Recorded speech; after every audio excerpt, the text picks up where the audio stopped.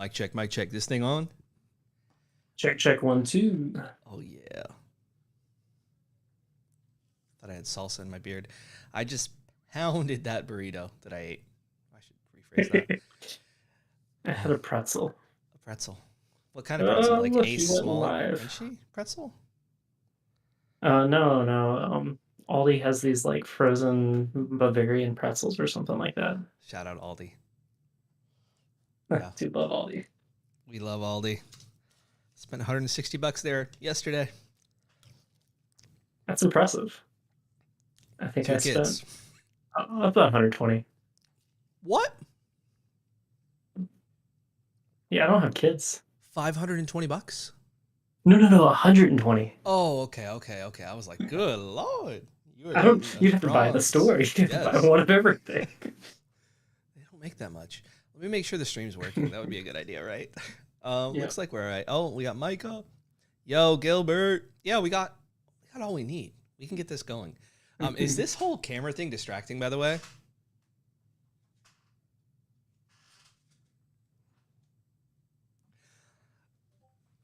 I think it is, but I kind of like it at the same time because we will be mostly in this view right here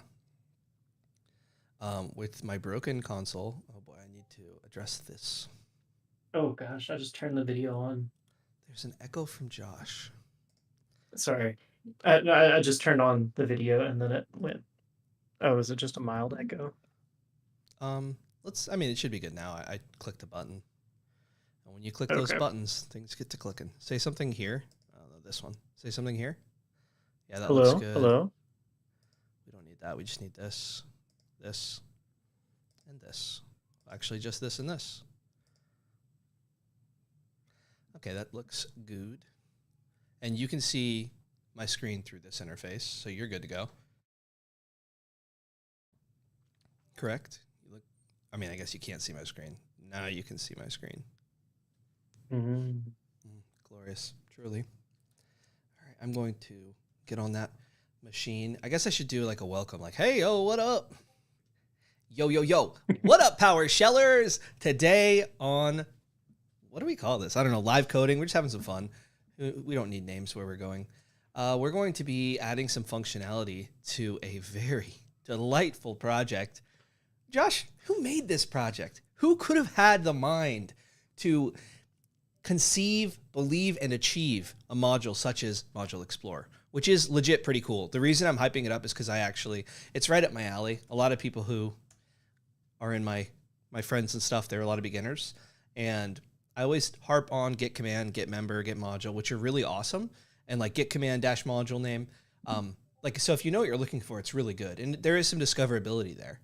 But the discoverability that your module brings to me is just a little bit of that next level goodness.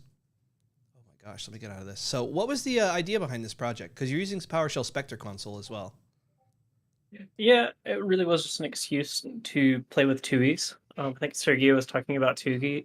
No, it was Tails. Someone on the PDQ Discord was talking about TUIs. And I was like, I wonder if I could make one. And I still feel like I err on the novice to intermediate side of PowerShell. So it was a good excuse to play with PowerShell Spectre console and make something that was just fun to explore modules with. And it is fun. I think I'll show it off here in just a second. Oh my gosh, I just clicked on the whitest thing ever.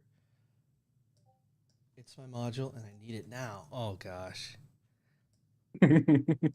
It's my module and I need it now. All right.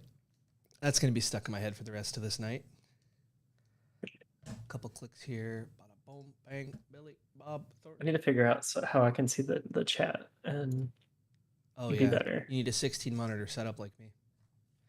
Just kidding. Yes. Joshua. Hey, Greg Martin in the house. What is up? How's it going? So everyone here has written modules before. So it might turn into a roast session if we don't play our cards right. Oh, please. Can this thing install? What's up here? You guys see this? Come on. There we go. And nicely done with the dependencies, by the way. I think I stole that from Jeff Hicks. borrowed it graciously. I just looked at it like, how did you do it? Boom. That's the way to do it. Find a module of somebody who's been writing modules for a while. They're heavily used, and just borrow all their stuff. Just copy pasta that. That's the way to do it. Okay. Let's go to Windows 10 and look at a couple things here. So this is your module here, ModuleExplorer. Oh, show ModuleExplorer is the command. I'll get into Git cloning it in just a sec. I've got to show it off. Show ModuleExplorer. You just installed all the AZ ones, so hey, that wasn't too bad. No. Yeah, I just an automated lab I already had, but yeah, you see AZ. So what we're going to be adding today is figuring out how to handle these. Yeah, hopefully. We'll see. We'll see what happens. Yeah, I'm using OBS to switch views. I have a little button clicker Stream Deck. Actually, Corey Knox gave this to me at PowerShell Summit last year. But say we got some stuff here, a bunch of AZ modules. So as soon as I got this, I was like, oh, let me discover, because I install a lot of modules and I don't use them all. It's like if somebody that I know writes a module, or I see somebody who's kind of like newer, I'll always install the module. Sometimes I'll use it actually. But this, let's pick one to look at, not an AZ module. Burnt Toast is a good one. I think you used that in your demo as well.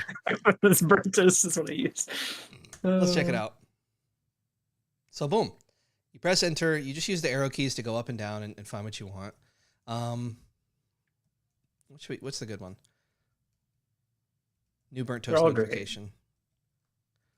I don't like the way it handles on the bottoms, but I think it's okay.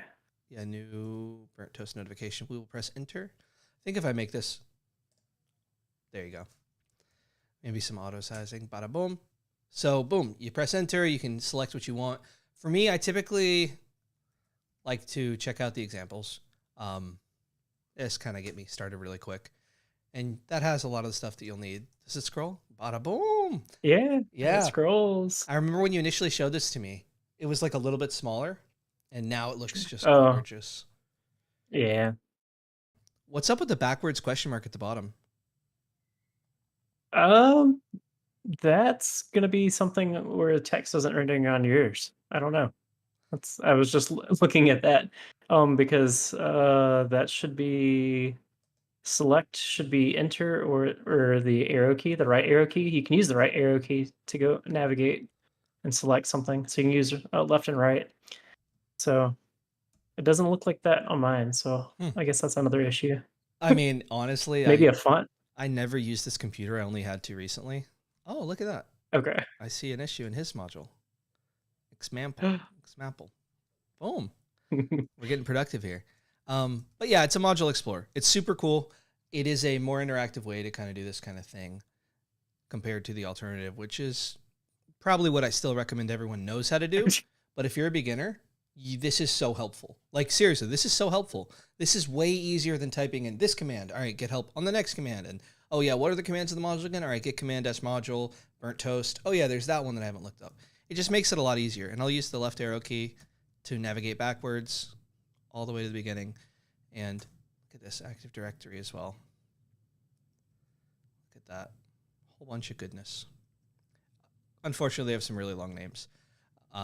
Yep. Better than Microsoft.graph, which is another one. But we're going to start coding here. All right. You down for me to git clone this? Sure. All right. We'll see how it goes. Paste it. I'll do it in VS Code. Get rid of Copilot. CD ... because I use my SQL and / repos for all my repos, and then I just git clone, and it'll automatically do all the other stuff for us. Create the folder and all that. Is this just a way for you to get a pull request on your Git? In the cheapest way possible. Let me talk to the module author, have them sit on my shoulder and tell me what to do, but I'll take full credit for the commit. But yeah, that is what we're doing here. And I tell you what, when you see projects with multiple people who have contributed, and this isn't just my out, but when you see multiple contributors, it makes you feel like, oh, it's a little easier to contribute more. But yeah, you nailed me here. All right, so I'm going to open this in VS Code again. It's going to kick you out, by the way. If we had our session, right? We had our session. It was good while it lasted. Good. Oh, gosh. You're out, huh? Yeah. Oh, dude, how am I going to... screw it. If people want to steal and get into the session and hack me, that's fine. They can do that.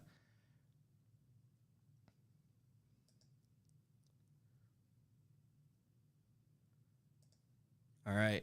I'm going to be quick here. Actually, wait. You can just hide your screen. I could just do that. Very smart. Very smart. There you go. I sent a link to you. So this is using VS Code Live Share. I think that's what it's called. I don't know. This thing, Live Share. Let's see. Let's see. It's part of like the VS Code something or other. Deering.dev joined the collaborative session. The collaborative productive session that we're about to have here. Yeah, it's by Microsoft, so a little bit more trusted than others. 20 million downloads.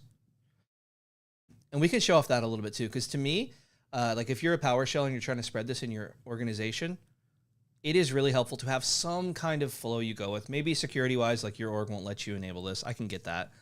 But are you joining me from VS Code or from the web? VS Code. VS Code. But you don't have to, right? Like when you paste the link. No, it opened it up in the web. So yeah, which is pretty cool. I could invite other people if anyone wants to troll us. But yeah, this is your project here. I have it open. You have a .github folder, like a, oh my gosh, funding. Yeah, well, I like to see that. I didn't do. You didn't set it up. It's empty. No, this is all Fred. All thanks to Fred. Yeah. Well, if you did, you know. Might be a good idea too. I won't say anything. I'll just say that I think people should support open source projects. If you use them for a lot of software, they cost a lot of money. Just throw a couple bones, a couple Benjamins. Well, Benjamins would be a lot, but you know, throw a couple bucks here and there. Can't hurt. And I guess that's all from Fred as well. Are you here? Thanks, Fred. Let's see you click around. Oh, is that you? Okay. No. Put your mouse on my mouse cursor. Oh, come here. Come here. Find me. There you go. Look at this. So you're doing that. I'm hands off. You're typing. Kind of cool.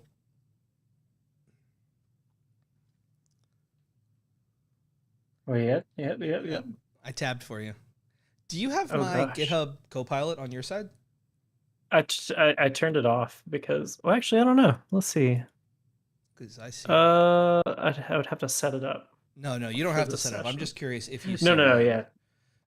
Because if you look at the stream, I have that going on. Yeah. That tab completion drives me insane sometimes. So yeah, no, I keep it off annoying. Most of the time. And I always forget, like, is it tab? Is it right arrow? And I mean, it's helpful sometimes. It's like, oh, that's exactly what I wanted to type. It is helpful. But then it's like this sometimes where it's like, what the heck what's going on here? All right. So ModuleExplorer is the folder that contains the actual stuff, not the GitHub stuff that's a little fancier. Also, shout out for the license file. Very smart of you. MIT. Okay. Generous guy. I guess. Just going to look at this. Okay, it works on PowerShell core. Good to know. I guess. While I'm here, I'll just kidding. Required modules. Love to see it. PSD one. Yep, so you just are dot sourcing. So you have the requires module. This is where the module requirement comes in and it'll install it for you if you don't have it. And then you're getting all your internal functions.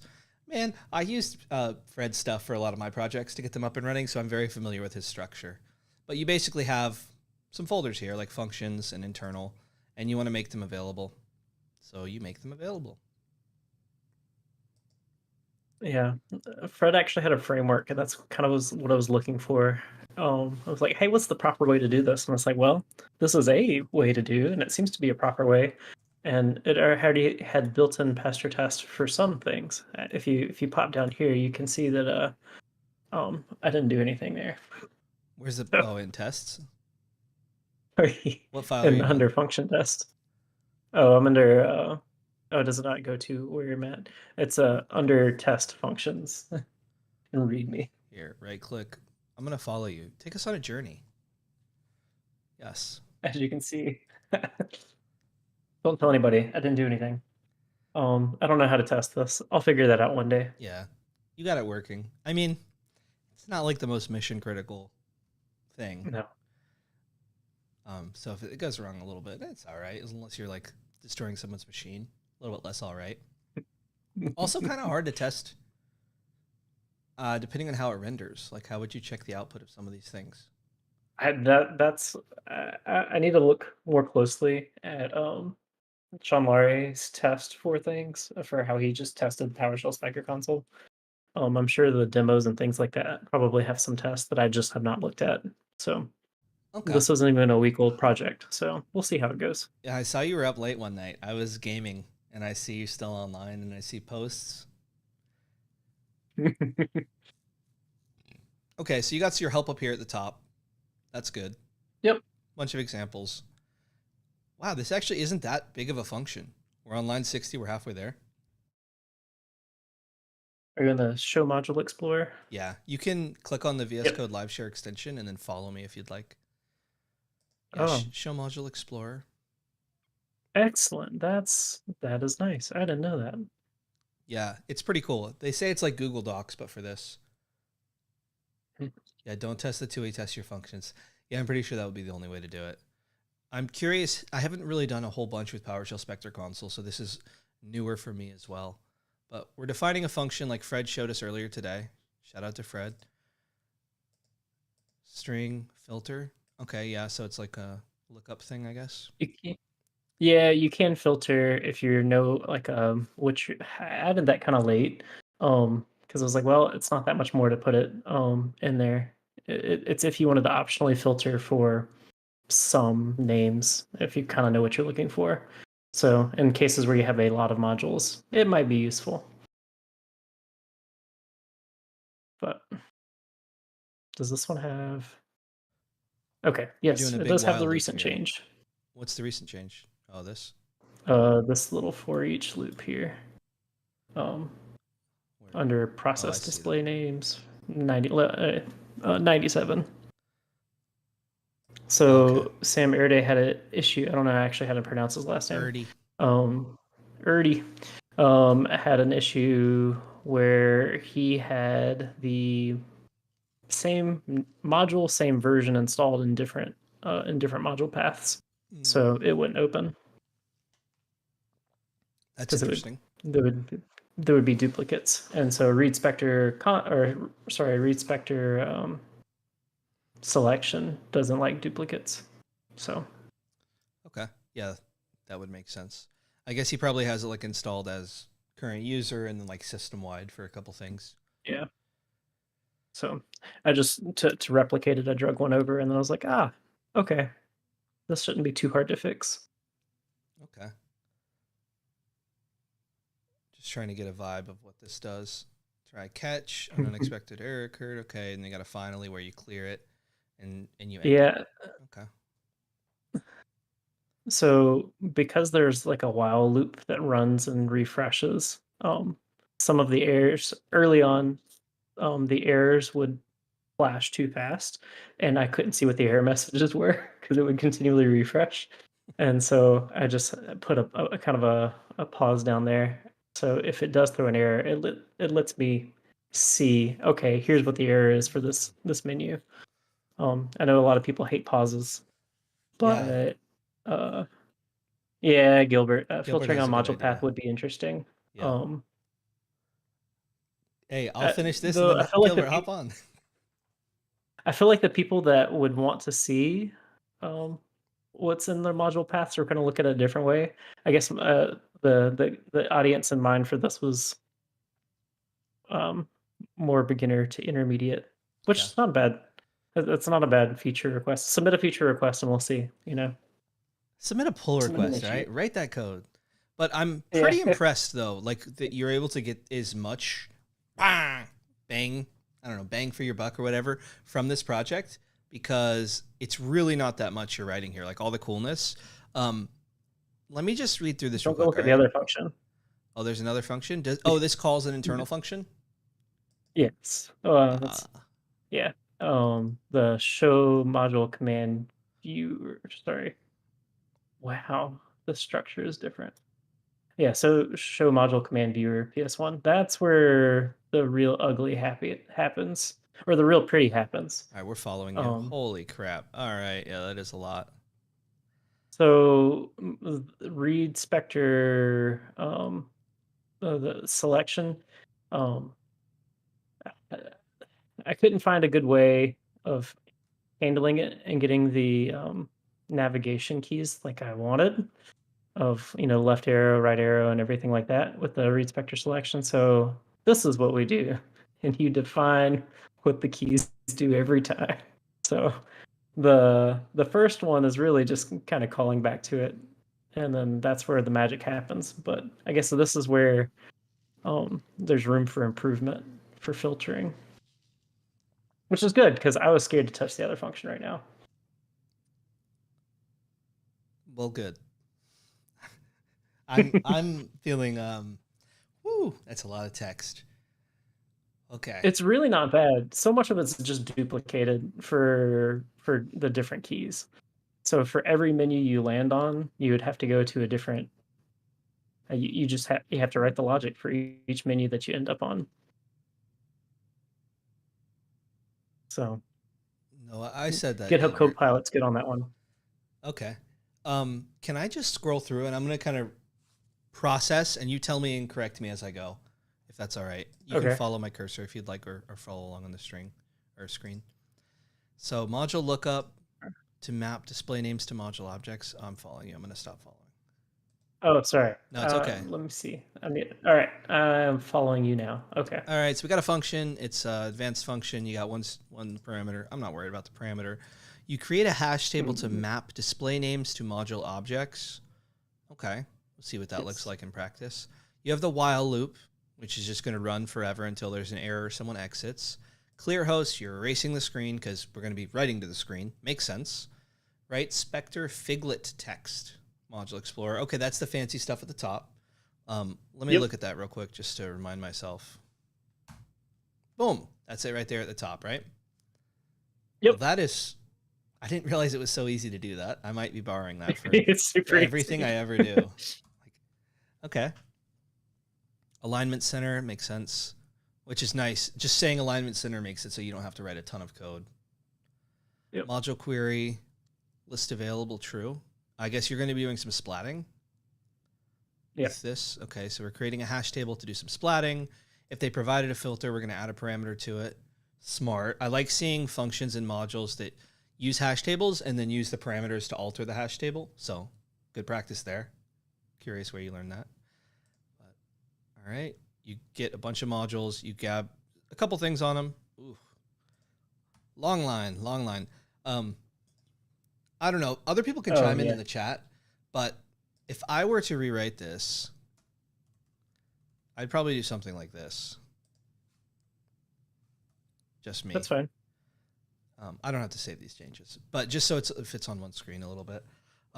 Curious what the chat says, though. All right, but if you can also spoil your own font. So if there's no available modules, then we'll say, yeah, something happened. Okay, cool. Simple enough. Exit choice string. Okay, so that's just what the exit button at the bottom or whatever looks like. You give it a color and it makes it so it's a pretty color automatically. Yep. That's pretty cool. Mm-hmm. And then same thing with refresh list. And is this visible? What screen do I need to go to see this? Refresh? Right there. Refresh list. Oh, yeah, right at the top. Oh, exit and free. Yeah, okay, perfect. Those are the top two elements. So, and they're cyan, they're green, or they're cyan, whatever. Gregory Martin, you say line continuation is easier to read. Is this line continuation, or was the old way line continuation? I just do the enter thing. I don't know what it's actually called. So we have those top two things. And now based on what I'm seeing here, the next stuff we're going to be writing is we're going to be handling grabbing these and posting these in a long list view. So let's see what that looks up. Module lookup. This was the hash table, right, that we had earlier. Yeah. All right, we clear it just in case. Reset the main loop. If you refresh. Change. Oh, okay. Makes sense. Module choices, exit choice string. Okay, so that's where we're building this, and we're posting it eventually. Process display names. Create another empty hash table to add more things to it. Oh no, Greg Martin uses the backtick. Please. Oh no. Oh. Oh man, you like squinting at your screen, getting confused? Try that. Try that thing. Yeah. All right, for each module in available modules, which we grabbed, which was just using our query, a bunch of stuff, you're going to grab some stuff, the version, the display name, and if the display name doesn't have the display name,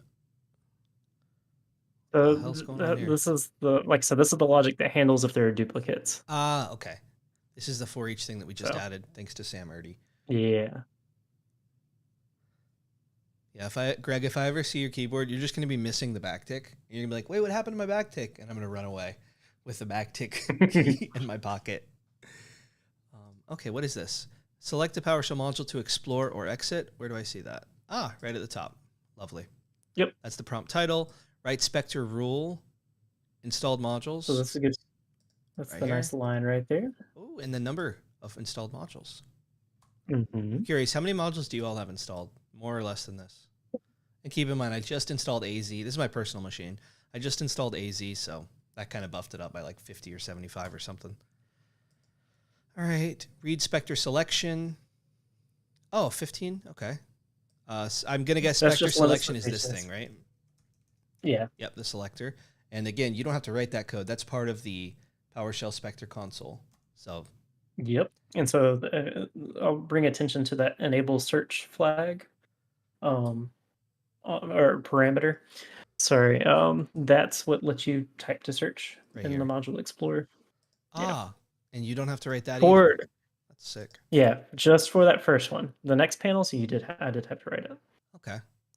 So if there's no selected module display or selected module display equals exit choice string exiting. Okay. So if they give you, if there's no modules to display and they give you an exit choice, then you're good to go? Yeah. Okay. Break out of the loop. Break out of the while loop because we're in a big while loop. Okay. Yeah, I agree. This would be a good one to splat. Anything with like 3 or 4 parameters is a good splat opportunity just for readability. Don't worry about it though. I'm just sharing some thoughts as we go. If selected module display equals refresh choice string. Refreshing. Okay. So selected module display is what they choose. That variable will be whatever they press enter on. Okay. Yeah. I'm following. Ooh, 250 modules. Oh, got me beat. All right. Selected module object, module lookup, selected module display. So basically what the selected module object is going to be taking their selection and then looking in the hash table to find it and having that full object be the output. Yeah. That's about right. Okay, cool. We're getting to the end, so I'm feeling kind of solid so far. If they don't select something, could not retrieve. Yeah, so if there's some reason they can't do the lookup thing, there's an issue. All good. There's no issues here. And this is where the magic is. Right here. Yep. Show module command viewer. That's, Okay. That's so ugly. We don't have to look at that one though, because that's not what this feature request is about.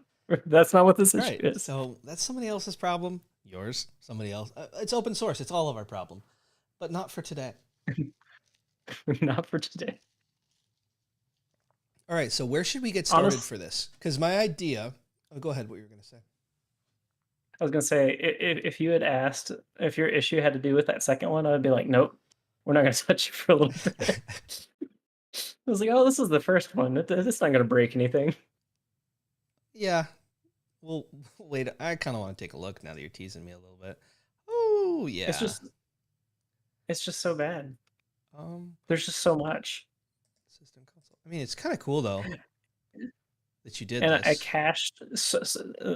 I can't tell you how many times like the cached module that I forgot to remove. I would update something, and I'm like, this didn't change anything. I'd update something, this didn't change anything, and then I go back and find out, and it's like, oh no, I need to remove and come back. Yeah, I had to do that so many times. Module force with the PSD one. Yeah. Mm-hmm. Yep, I know that vibe. Especially when you're so lost. And something like this, too. It'd be pretty easy to lose context of the real world, and kind of forget where you were in things.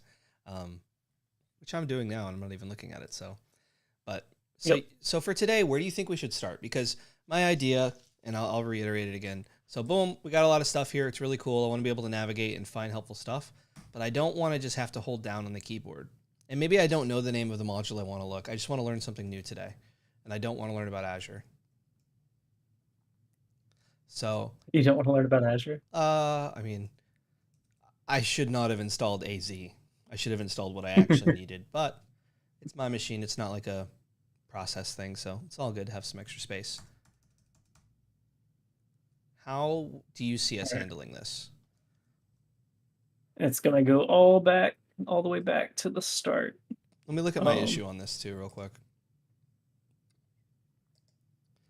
Yeah. Boom. Yeah, the search works, but I have a ton of AZ modules that makes the default browsing not so good. Do you think it's worth making an exception for the AZ modules and adding them to a subfolder or something? If a bunch of results are returned, blah, blah, blah. I said some stuff. Oh. I don't think that the left or right arrow key to do that. I mean, it might work. Wait, what? Gilbert had an idea. Page up, jump a page, down 15, page down, like use paging to go through them, but also left and right to jump a letter. So go from A to B to C if I press the right arrow key. And I guess what we could do is make it so it sets the filter to that, maybe? Yeah. So you'd have to contribute to Sean Laurier's one for that one, because that one's going to be the read specter selection. It controls all that logic. So from here, we can't capture the right arrow key? I don't think so. What about system.console? You might be able to. I just don't know if it will work. If it does, I could probably rewrite a lot of that second module. Right? Like if we could do something like this with the right arrow, would this logic not work in the other function? So as you can see on this one, I have which one? There's like an index that it's working on. So I set the index of what is selected for that panel. So read specter selection, I don't think there's an index of what's selected. Okay. So that's how I do that, is because you can iterate through one to the index, and that will change it down to the next one. And so if you were to do page down, you could change page down to be, for this case, 15, change the index by 15. Okay. But I don't think it's going to work off of the function or off of the command read specter selection. But that would be a cool functionality to add to read specter selection, like an extra switch that says like alphabetic moving arrow key. I don't know what you'd call it, but having that on there, and then we could take advantage of it. But out of scope. I could rewrite this one to use a similar panel like I did on the other one and get that. But it looks clean like this. Yeah, it was okay. Ooh. Read specter selection was nice until I tried to get it to do what I wanted it to do, and it didn't do that. What about read? It's still extremely useful for a lot of things. What about read specter selection grouped? Gilbert says. Grouped? Oh, let me see. I thought that was if you were selecting multiple items. Read specter selection grouped. Oh, if you added them. Oh, that would be pretty nice. Though, okay, so that's like how he does with color. In this case, I could see it working, but if we want to just hide a lot of the AZ modules, I think that still exposes the AZ modules if you were to do it. Let me look through his again. Yeah, because it just lists them underneath the one. So I think that would be good for situations where you only have a few modules. Okay. Can you still hear me? Yeah. Okay. Well, I was just navigating in ModuleExplorer to learn about PowerShell Spectre Console, which helped make ModuleExplorer. Little inception. Oh, that's true. Okay. So where are we at? So we're going to have to deal with... That would be good for certain things, though. I guess if you were to list versions, if you were wanted to list different versions of it, maybe for a later iteration. But right now, I think we're wanting to categorize. Right? Yeah, something like that. Make it so instead of like 50 things for AZ, it's like one, kind of. But you know this better than I do, so how do you see us doing this? Somewhere in this logic where we grab the list of modules? Yes. So, well, I guess right here we have the hash table where everything's going to go. But we're going to have two different views because we're going to introduce a second selection because the first view now for the first panel or first page, we'll have what the categories are, if there are any that are so any that are Azure, any that are Microsoft Graph, or any that are Microsoft. I think Microsoft Dot has some that are just installed by default. So those will get caught. And then whenever we have those as a selection, that will open up another pane, or not another pane but another section. So we're going to need to declare what our current view is. So current view is going to be the main view.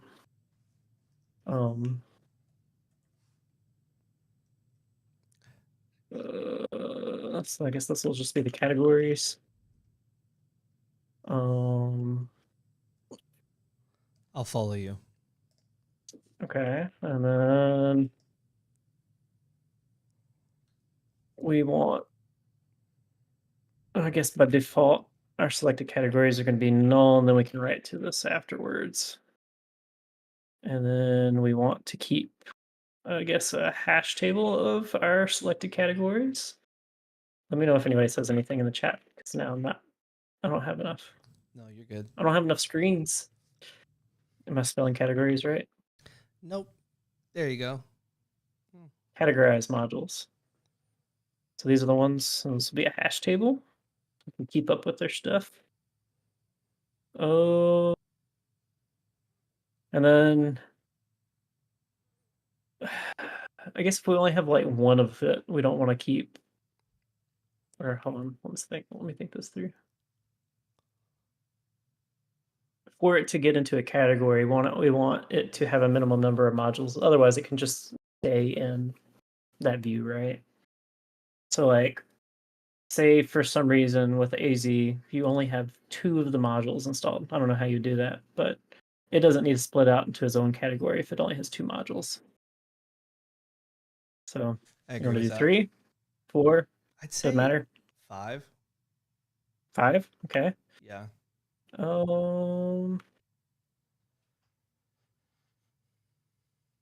Minimum. Can we just say min?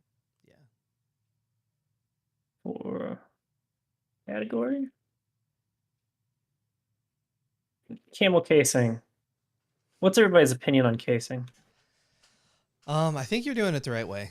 Like lower, I think it's camel case where it starts lower for internal functions or internal variables, and then capital at the beginning for like public facing variables. Yeah.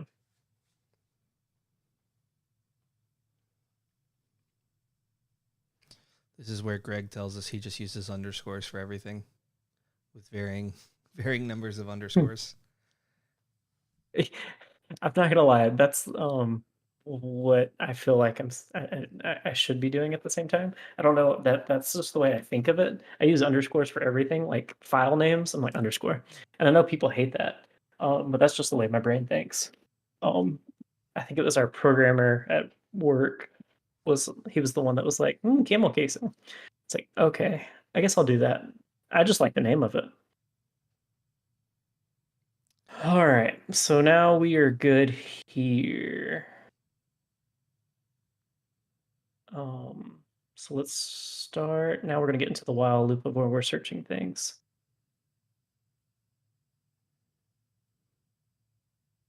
All right. So I think this is going to get indented at some point.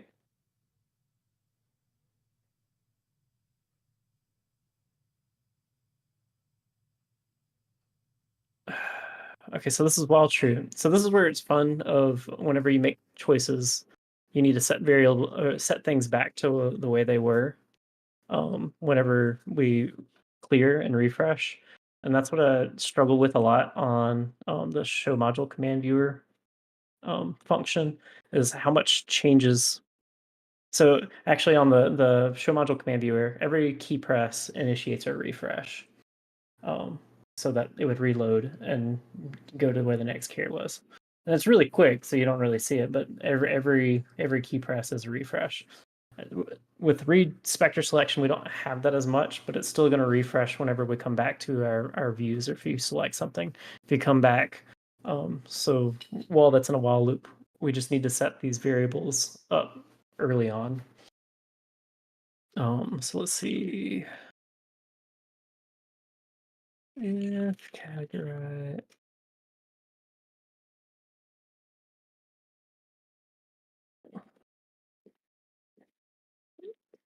So if we don't have any, this is, well, that, and this is just for the refresh. Our module lookup.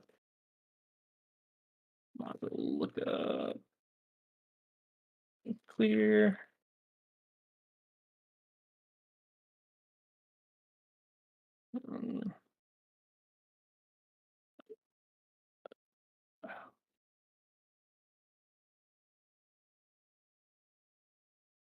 So we're going to clear those strings. So the refresh function that we have, or not refresh function, but the refresh button we have, you want to clear that and rerun this. You're over here, so I keep looking at you. So that's where we're setting the count of categorized modules. We're basically just clearing the hash tables and clearing everything for a refresh. So, okay. Any questions on that? I think I'm following. Does that make sense? So if categorized modules count equals 0, but where are we filling in categorized modules? Is that coming soon, I guess? Yes, categorized modules. That's the hash table that we've started. We're gonna put stuff in there. Cool. Because that's where we're gonna start grouping them up of where everything is. I guess by name. I guess we match cases. Okay. That tracks. All right. Let's see. I was gonna write more notes on this, but I told you I was gonna cut grass today. Mm-hmm. I got my lawnmower stuck because the grass was, or the yard was not quite dry enough. I had to get my wife out there. We were like putting wood underneath the back tires. Oh, you had tires. We eventually got out. I'm pushing manually. That's good for you though. You just get to sit and enjoy it. We have a couple acres, which is just enough to make it a little bit rough. Gilbert has a good call out here. This is probably something that could go into its own function. I don't want to talk about that. All right, we'll consolidate. It probably is. We can worry about that later. But probably, yeah. Just to make it a little bit cleaner and separate what each thing does. Let's see.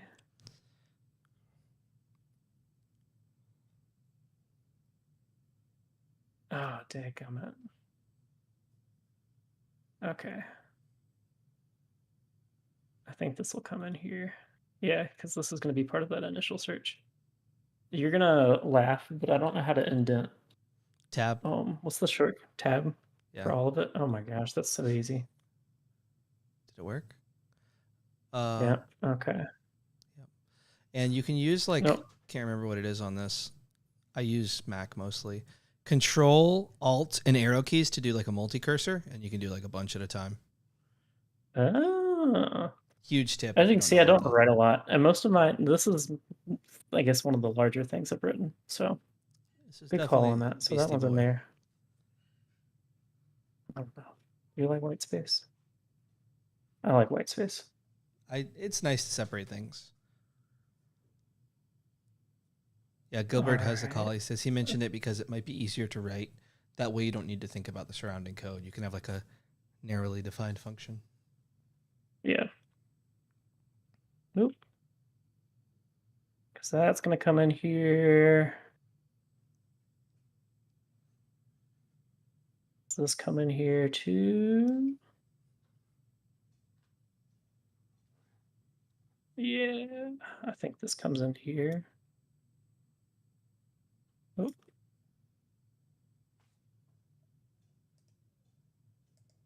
Whoa. All right.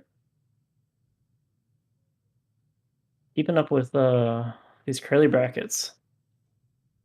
I'm glad. I don't remember who I found this from. Or I know this is in your session, but these. Oh, you've got the rainbow ones. Oh, it keeps my preferences here. Mm-hmm. Oh, cool. So I've got the dots. Oh, that the makes dots are good sense. too. Oh, Yeah, yeah. the white space. Yeah, it's very Mhm. accessible too. Okay. All right. So we've got that. All modules.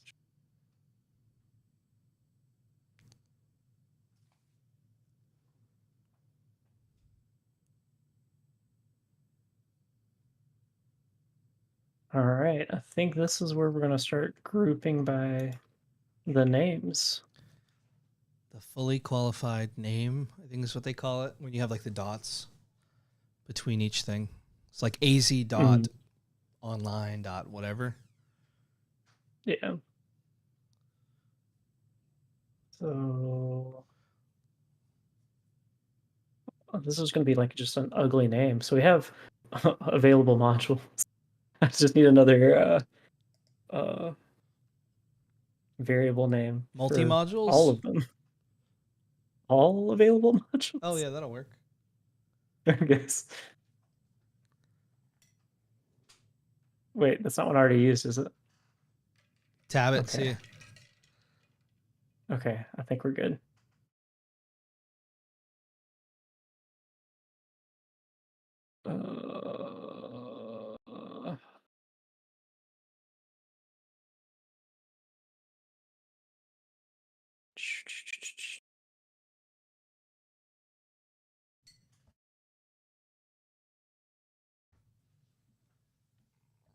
It's going to be all available, or no, available modules. It's going to be available modules. And I guess we'll do your thing here. Oh gosh.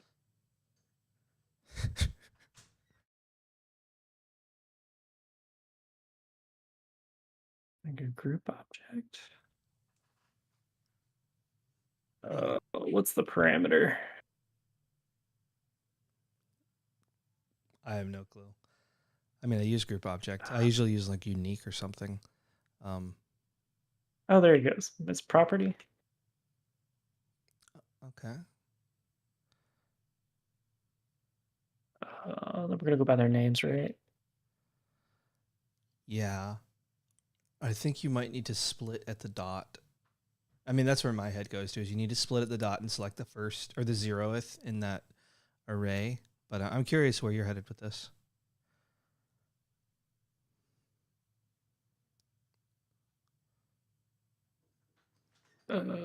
Also, I haven't seen this syntax before.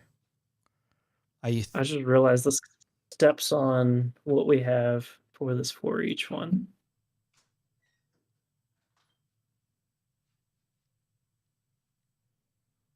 Oh, so we could add I guess we handle it all together.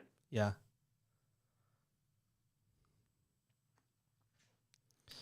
That would make sense. Do we modify this for each, or do we pull it up and do the grouping? I guess we should process it all at the same time, right? I think so. That's where my head goes to. I would probably add maybe a comment or something to say what it does. But then, yeah, you can do this, for each one, make sure the version is blah, blah, blah, his little check.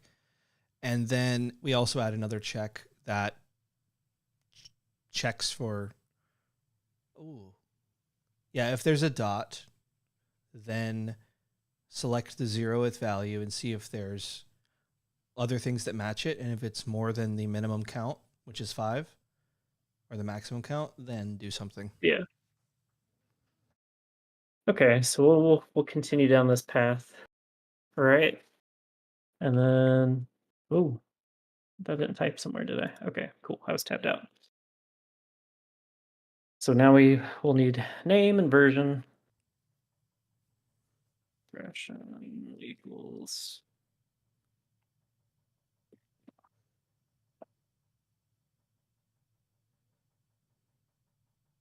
I'm just going to add spaces here.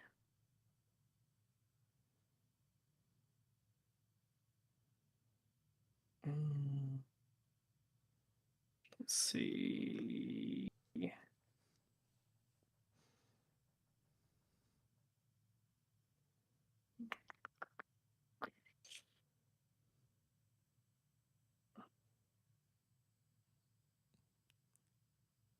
You thinking where object?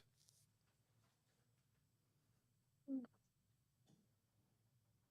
guess we could do where object unique, right? So pull in the first one. If we're going to replace this for each. I don't know.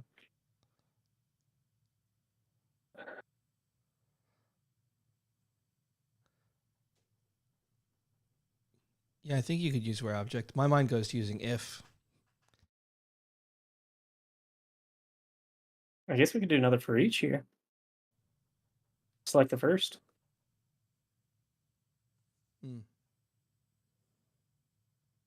For each dash object.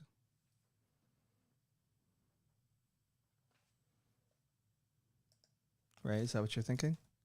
Something like for each dash object. Yes. Okay. I guess because we are putting them in a group at this point.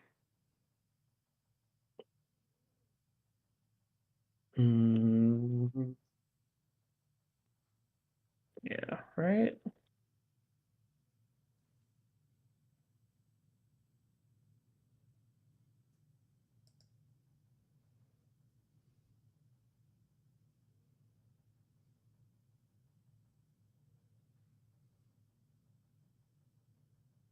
Grabbing the first one of it.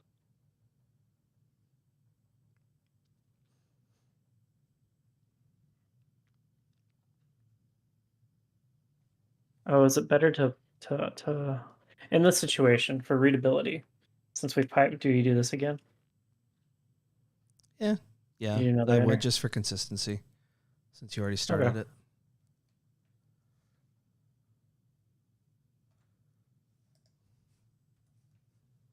Oh wait, that's not a problem. All right.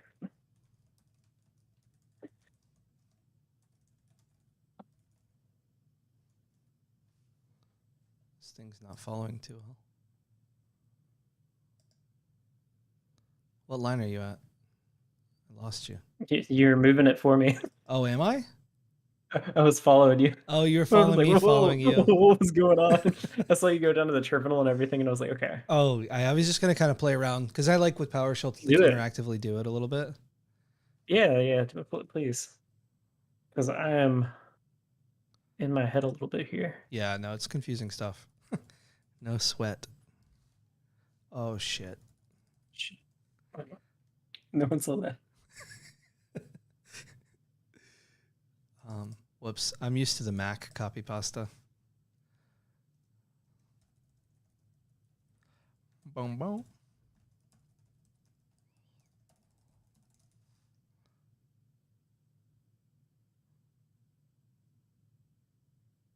Why do you only have 10 modules? What is in your module query? List available. Yes, of course. That's what's imported. All right, just to make it simple.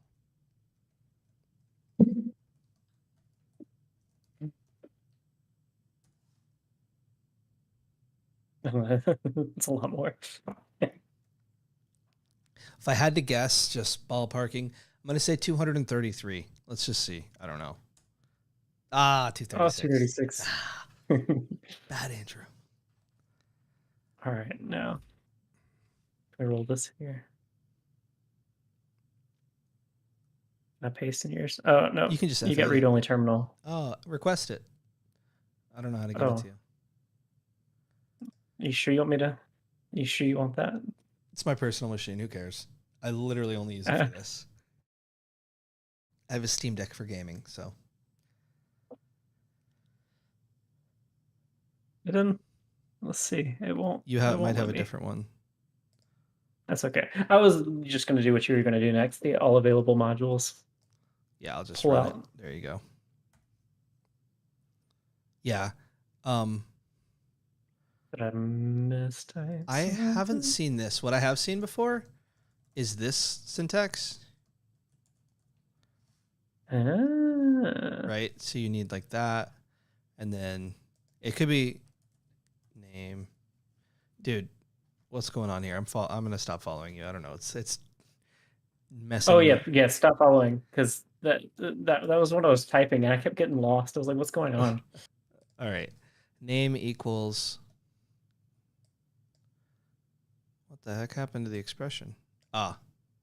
We lost a line. Oh, did we delete one? No, you're good. I did something bad. Oh, I have word wrap on, I think.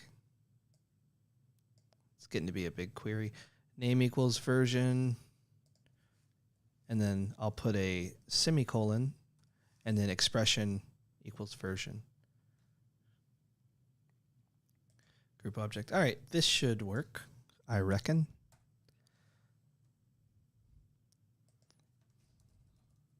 Global modules.name does have that. Excellent.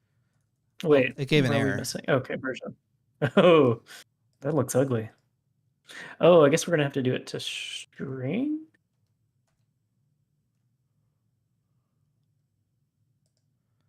This seems like it would work. Make it a little simpler even. Yeah, no. The expression key has no value. I'm not too familiar with group object in this way. I will use this. And then press F1. Ah, shit. Doesn't work because I'm here. Bingo, bingo, bongo, Billy. Bongo, bango. All right. So it says the property. Where are we at? I lost my VS Code. Did you look at the OBS if you can for a second? I'm in terminal.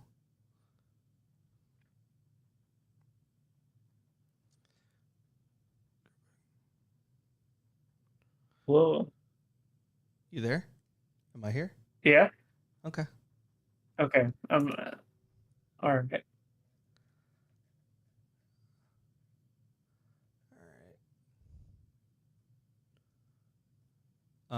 Wasn't the best.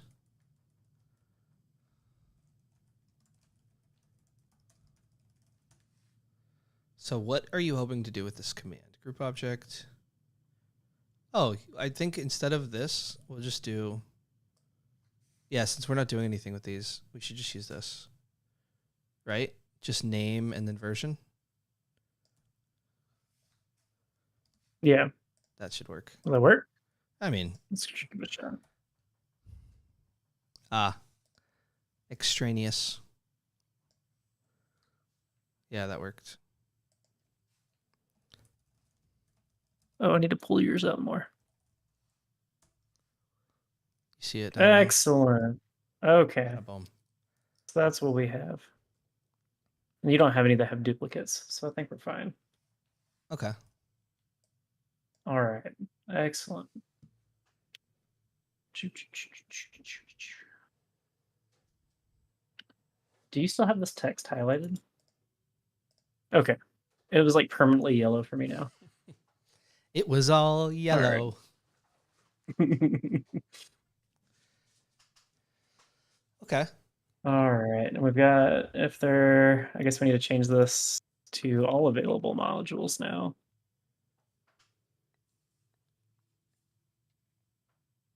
So we have that. And we're good. Andrew, explain me strongly typed variables. So like if you're going to do a generic list. You would put the type to the left of the variable name? What does strongly typed mean though? I don't understand. I mean, as far as I know, it's just you're defining the type. You're not letting PowerShell infer it. It's like PowerShell because it's like helpful. It'll make kind of guesses sometimes, but you can kind of force the results to be a certain way by using a different type. Okay. Like PS custom object will turn a hash table into that kind of thing. Why? Where's this going? Is this a pop quiz? I was just curious. Oh, were you? We're gonna have to use a list now. Okay. We're gonna have to use a list because right now, okay, we've set this up. This handles the logic for the refresh, but now we actually start needing to add things to the categories. So which modules need to be categorized? Because we have our categorized modules up here now. So that'll be the categories. Now we actually have to have the list of all that are going to need to be actually put into categories. Well, where do we get the categories from? So many times. Where do we get the categories from? We don't have them yet. Okay, that's what we're about to do. I guess we're going to do the logic next before that. So modules. Hey Gilbert, I don't see a link, FYI.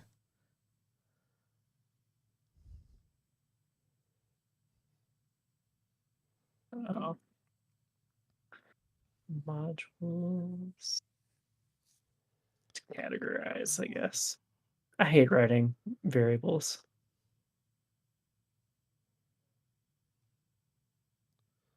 All right, system, collections, generic list, strongly typed list.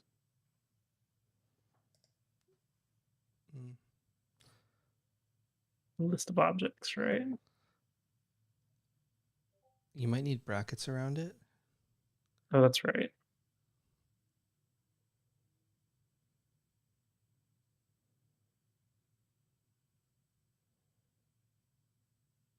New. It's a new list. All right. Gilbert, you can message me on Discord. Oh, you already did, you sneaky son of a gun. Well, what did he do? He got type me. Click here. Click back here.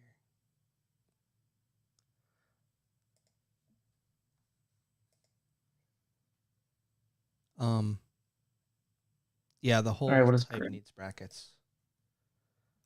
Which I think you might. Oh shit! Did I mess? I think we just did. Whoops. Okay. We're still there. 107. I just put brackets around it. Perfect. I'm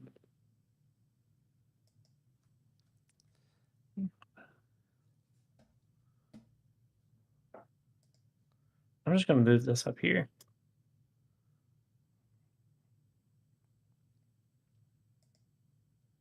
Oh, geez. Because we're still dealing with modules here.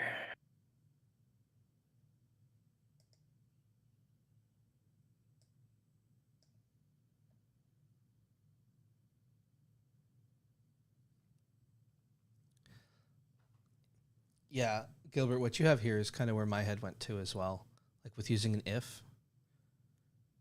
Can you click on that on your end? What is it? YouTube chat. Okay. He put together a gist.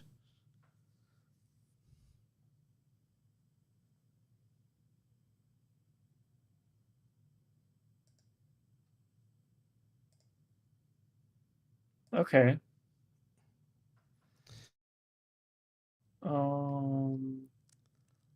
What's the sublist part doing? Hold on. Can you paste that link into VS Code real quick? Because if I show my Discord. So paste this link. Just somewhere, yeah, like line 78 or something. Okay, yeah.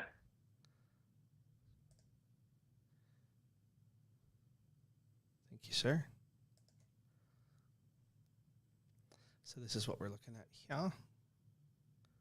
Yeah, we have the list of modules, create a hash table, and then we're grabbing the root and the name.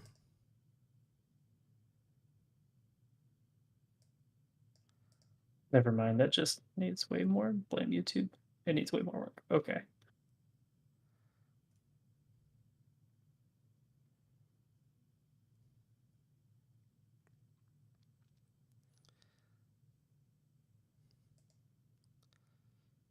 Because, yeah, that's good. We'll just leave that like this for now.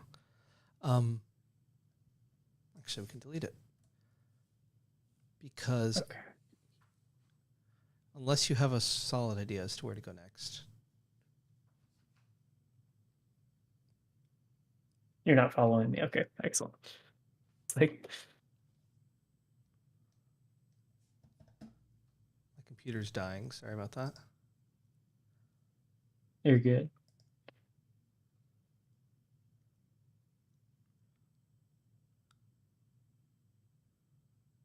Each module and available modules version. That's just checking at them. Got module lookup, plays module.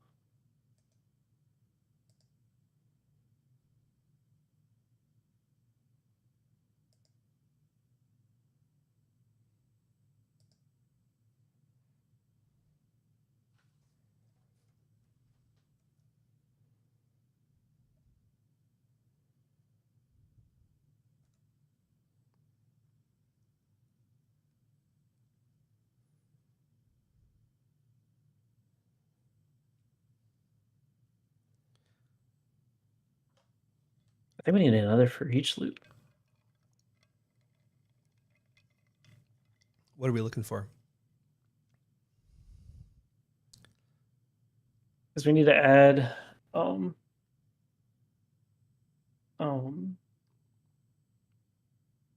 we need to go through each one and find, I guess, the delimiter for it, and then add them to the categorized modules.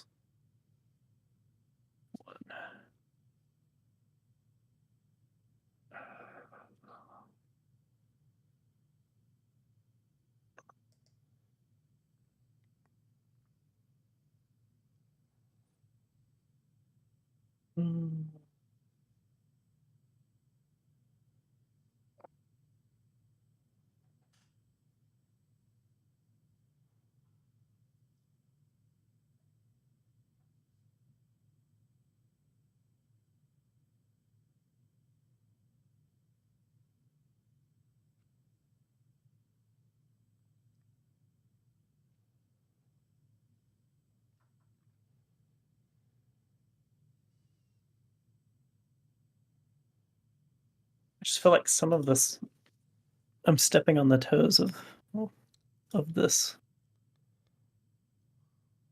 And I don't know if I handle it at the same time or not. My usual thought is get something that works, and then you can optimize from there. Yeah. Because it's like, I don't know if I'm running through 2 for each loops for no reason. Yeah, it might be more transparent once we're done. We can maybe combine some certain aspects. So I think we now have all available modules.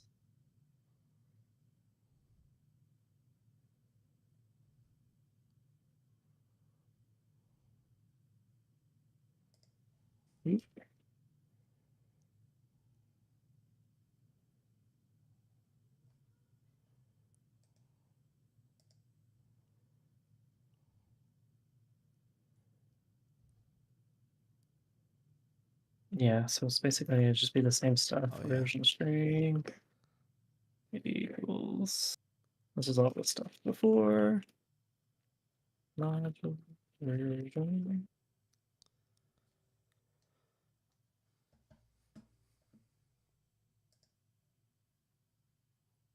Oops.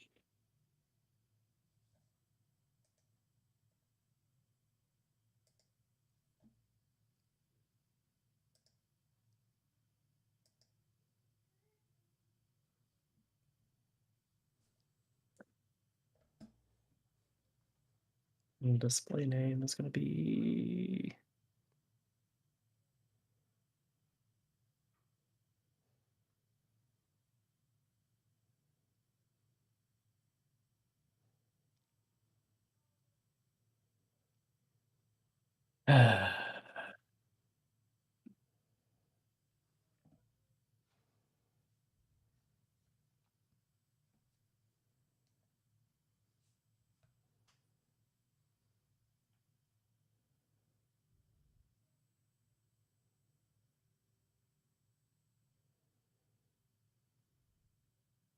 So we just need a key of things. Yeah.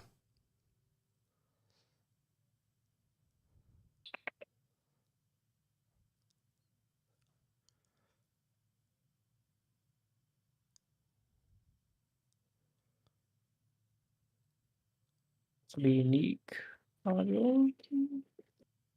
So this will be module. Oh, I hate.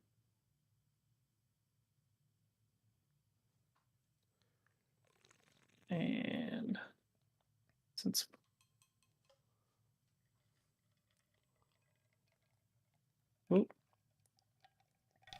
sorry.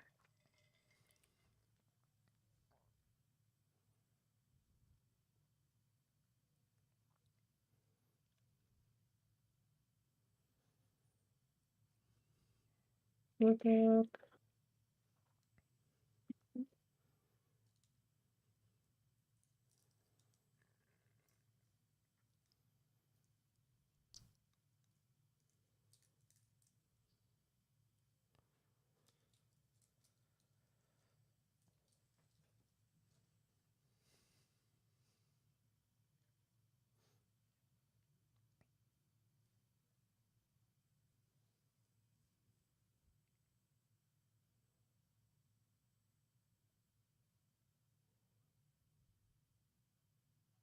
Should we just add a property to it? Keep up with it? So can we back up and just let me follow what we're doing so far? Yeah. Okay. So at about line 84, that's kind of where we started cooking. Okay. Is that about right? Take care, Gilbert. So about 84, we do some stuff, right? So we have some variables. We're clearing the hash tables just in case. Then we're going to be getting the list of all the available modules, or sorry, just available modules. And then what are we doing with all available modules? So we're having, like, what's the difference between this and that one? Like all available modules and available modules. So this is by property name, we're going to be selecting the first, I guess, the one of those. I think this is going to be replacing our for each down here, because we can just do this instead. But all available modules, we need to keep a group of them all together. Does this work though? For each object? Let me look at this. Okay. I guess we can nix it. Perhaps. I'm just not sure if it's doing anything or not, which we can test quite easily. Available modules. Let's just see if we have that defined. All right, 236. And then bada bingo, bada bango.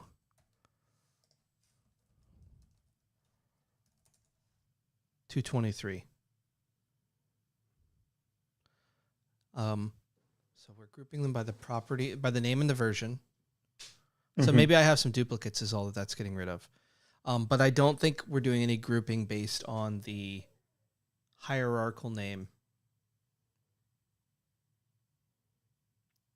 So like the, Microsoft dot or AZ dot.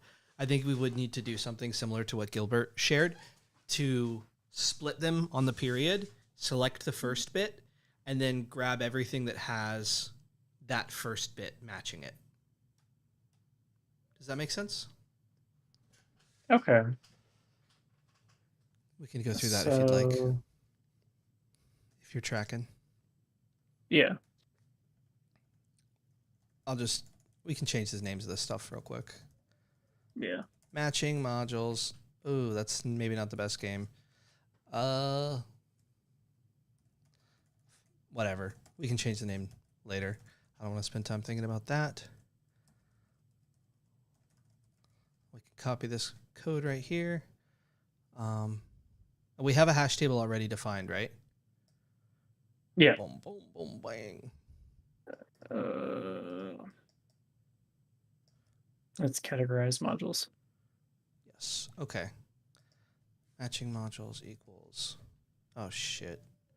Sorry, I'm not used to copy and pasting on Windows. You're good. All right, for each module in modules. Ooh, dude, I got to fix that a little bit. All right, that looks a little bit better. Everything's purple. Are you highlighting it or something? Or is it an error? Okay. There we go. Okay. Like I'm seeing 3D or something. All right, so matching modules. For each module in all available, we'll just call it available modules, right? Because I don't think we're going to need all available modules, are we? Nah.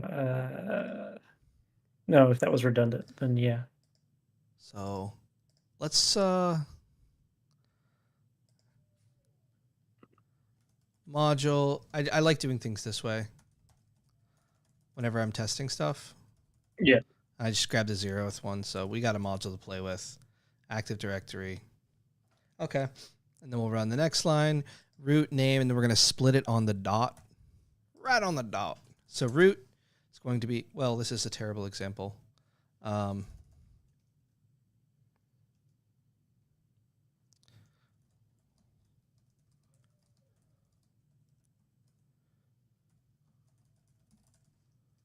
94 AZ modules. Okay. So that's one we can use. All right. So module equals module 1. So we got a little thing to play with here that should work for us. Now we can run line 102, see what the root is. AZ. And what's the name? Accounts.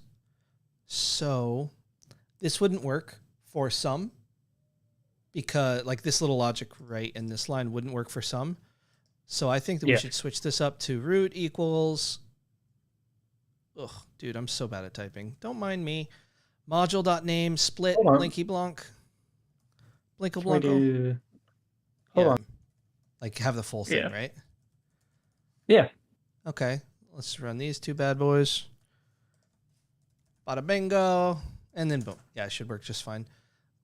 Okay. I'm not familiar with the syntax, yours or the one he shared, but they both seem to work. All right. If this exists, so this is a double negative here. If not, string is null or empty. So if the string has something in it, is what this is basically saying. Yeah. Then if the hash, what's the hash? Oh, we have a hash table. Hash. Oh, I guess that's. Yeah, what did he define as the hash? That was an empty thing. I think it's empty, so we can use. So he's verifying that if this doesn't already exist in the hash table that is defined, what hash table were we using? So these are going to be ones that are actually categorized, right? Categorized modules. Categorized. There you go. If boom, that logic makes you think a little bit. All right, then we're going to add the root to the hash. And that's going to be the grouping of so AZ would find itself in here. Yeah. And then at the end, we might check the count, I believe. Let's see what he has for that. Sublist, boom, bang, boom. Yeah, if value. So hash.getEnumerator. Okay, there's some logic we'll have to do at the end. Some coding. Yeah, absolutely right, Greg. Splitting it, knowing how to split is so important for actually manipulating things that are not very easy PowerShelly. So should we run this? I don't know if this is actually going to output too much. Nope. Yeah, hash. It is. Well, hash is nothing. Yeah. I guess we do actually need to specify. Do you have categorized modules? Do you have the array already set up? No, I definitely don't. The hash table already set up. Schloop de boop.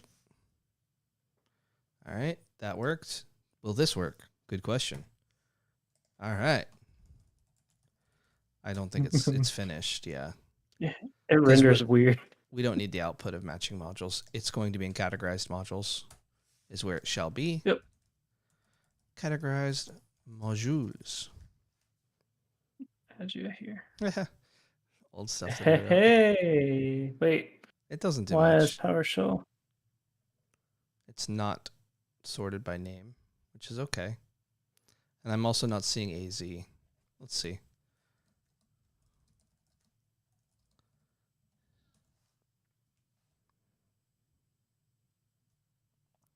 Didn't seem to work.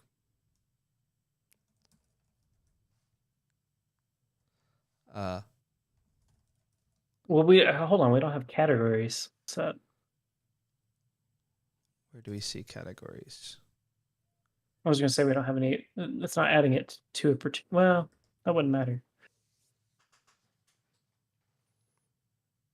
Root, boom. Name, simple. I don't even know if we need that. Could be okay.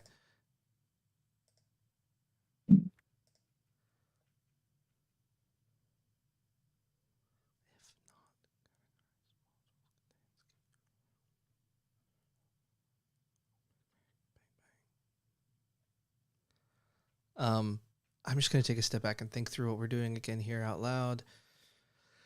Current view, categories, which we don't refer to current view anywhere. Selected categories is nothing. Categorized modules is an empty array, which we're adding things to.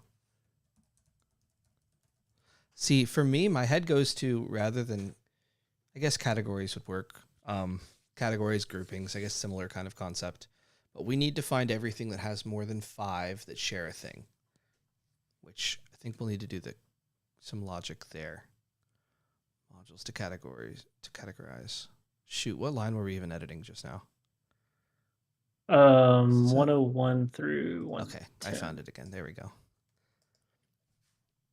Okay, so for each module, individual module root, name. If it's not, null or empty. And if the categorize, yeah, so I'm not so sure about this line. If a categorized module contains key root, like it's referring to categorized modules which has nothing in it, right? So I feel like this would be creating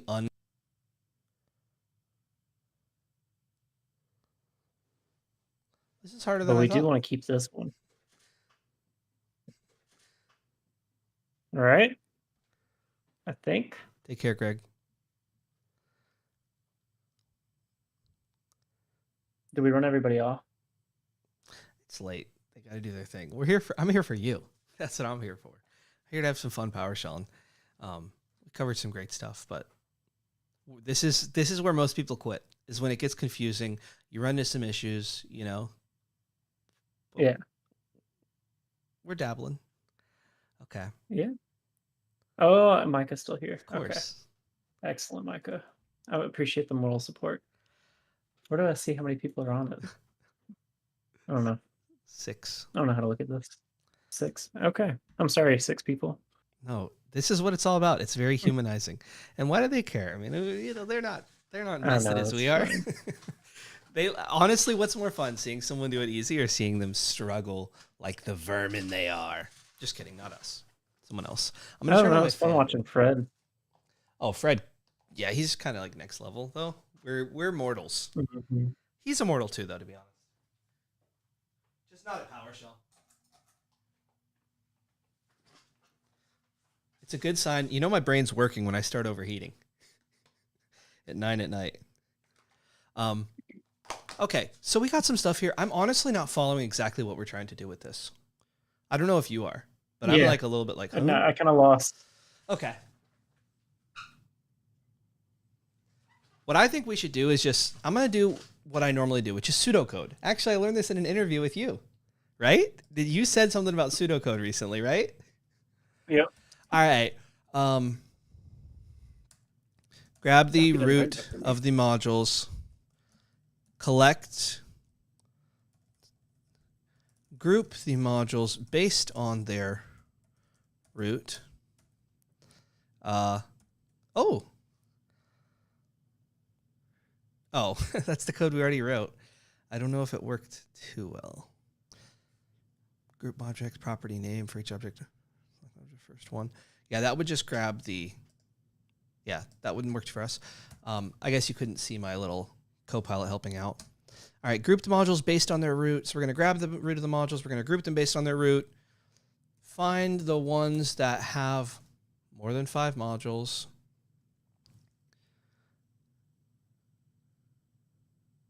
And, oh, shoot. Something like that? What do you think? Based on root, find the ones that have more than 5 modules. Yeah. Pseudocode. Can you cook for a minute? like just play around with this for a second. I need to go potty, I should say. Yeah, you're good. All right, I'll be right back. See. Let him cook.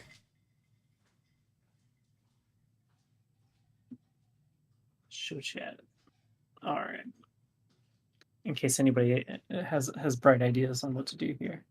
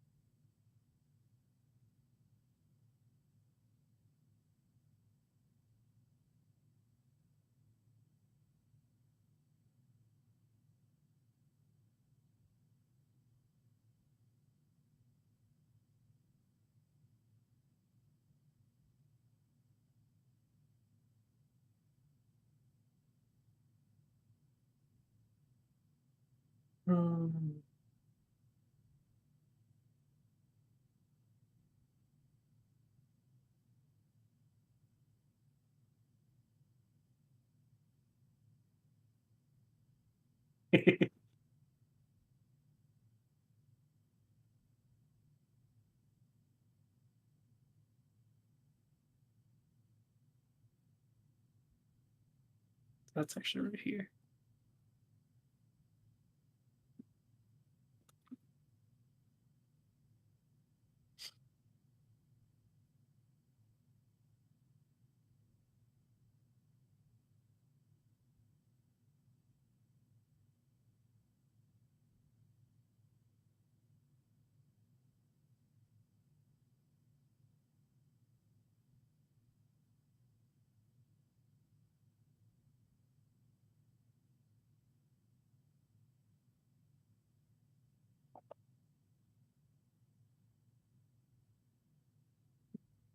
Okay. Nope.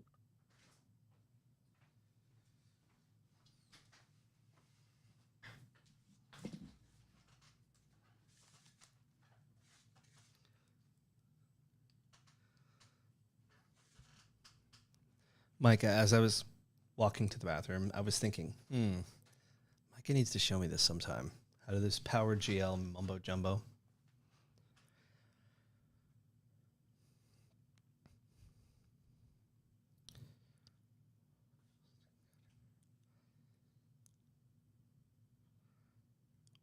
What the hell's in modules to categorize?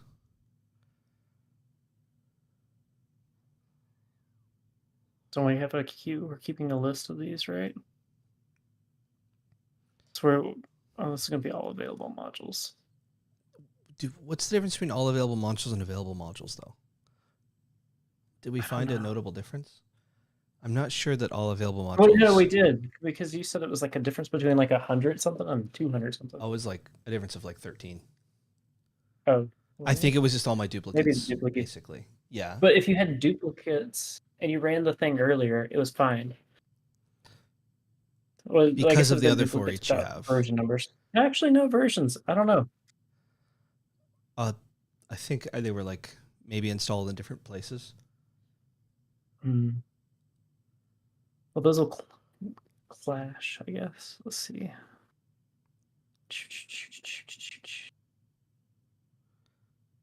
Could be all modules.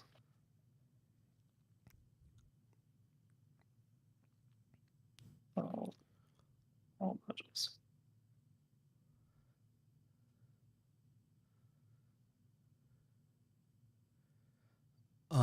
I have an idea, if I could.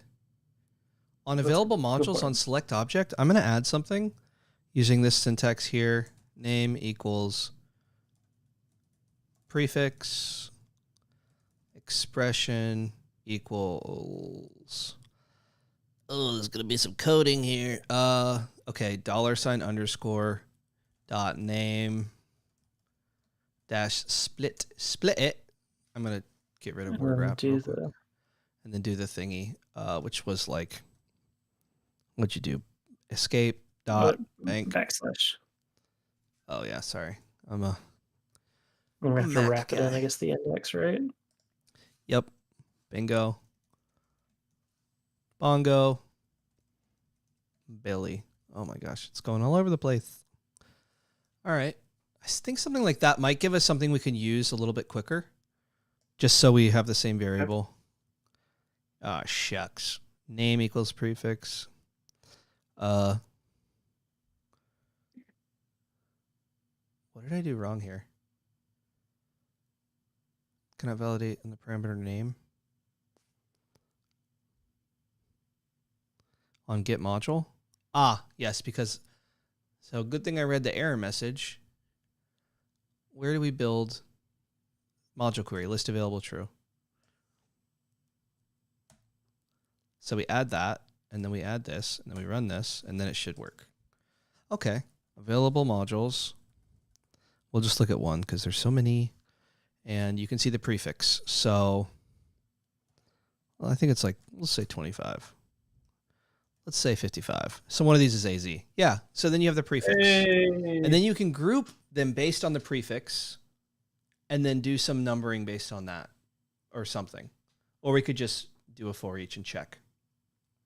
But I think we're cooking. I'm feeling this, dude. I just got to go potty once in a while, get the brain cleared. Go for a walk, I guess. I walked across my house, so. And I lost my drink. Let's see. I've still got water, so we're good. Okay, so don't need this. Kind of don't need this now.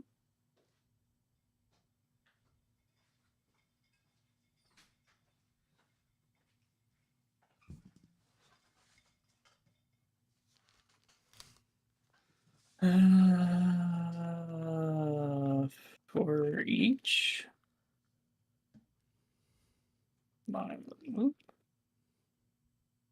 module in available.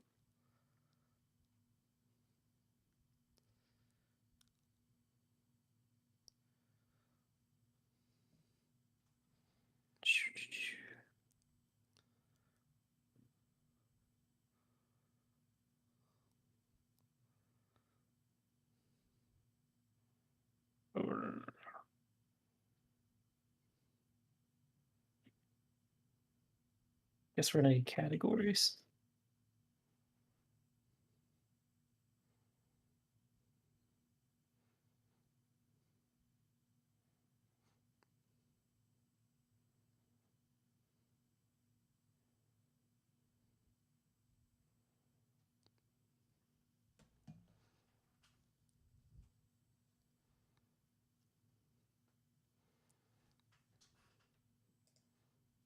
You want me to type a little bit?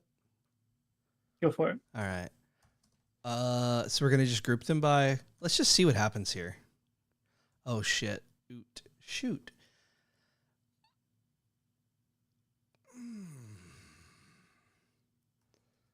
I don't know, dude. I'm just going to type some stuff.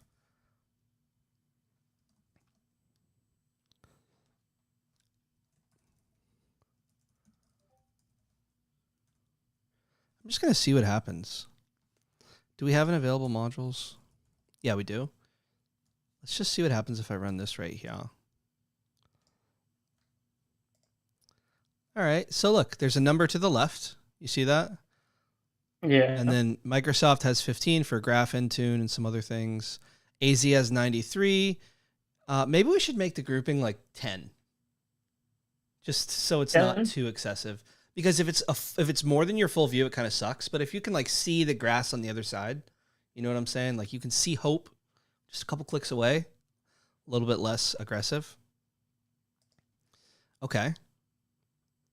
Group prefix, bingo bongo, where object dash count greater than equal to, what do we call it? Min modules for category. Min modules for category. And I'm just going to update that to, we'll say 10 if that's okay with you. Just so there's not too many. That's fine. Because I don't think it's that big of a deal. It's kind of nitpicky, to be honest with you. Whoever opened this issue is probably a little bit of a diva. Whoever that would be. Oh, whoops. Get rid of that right now. Make it look nice. Make it look beautiful. Press it again. Categories. So boom. Okay. I need to go. I have a hard time seeing what you read. Oh, okay. Do you see the console at the bottom? Yeah. Okay. But it doesn't render correctly. That is one of the issues when you add another layer on top. But yeah, it just has a whole bunch of stuff. What is the group? Perfect. Okay. So for this, now we have categories.name. Okay. So bingo. Categories.name. Categories.name contains what? It contains the root of the module, which we can use to grab the modules with that root. So we can either remove them from the normal display, so we can then go through and like available modules or whatever we call it, categorized modules. We can then remove each one that starts with, so where object $_ is not like, or however you do the comparison to make sure that it's not one of those prefixes. The root does not match the name of the category, and then remove them and display them some other way. Okay. I'm going to write some more stuff here. Oh, we commented some things out. Okay. Okay. I was just, so I didn't erase. So categories.name contains the root of the module. So we can remove the modules that have a root matching categories.name. We can loop through the categories and add them to the view somehow. I don't know how. Yeah. That's a bit over my head. And I think that's kind of like, is that all we're trying to do here? I think so. Okay.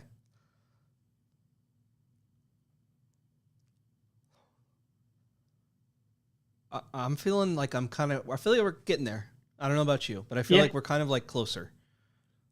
Yeah. For each module and available modules, categories. Boom, categories.name contains the root of the module. So that's good. Now, so should we remove the modules from available modules? Yes, because now they're categorized. But how are we keeping a list? I guess it doesn't matter because it's a hash table. So we store categories.name, or I guess they're categories.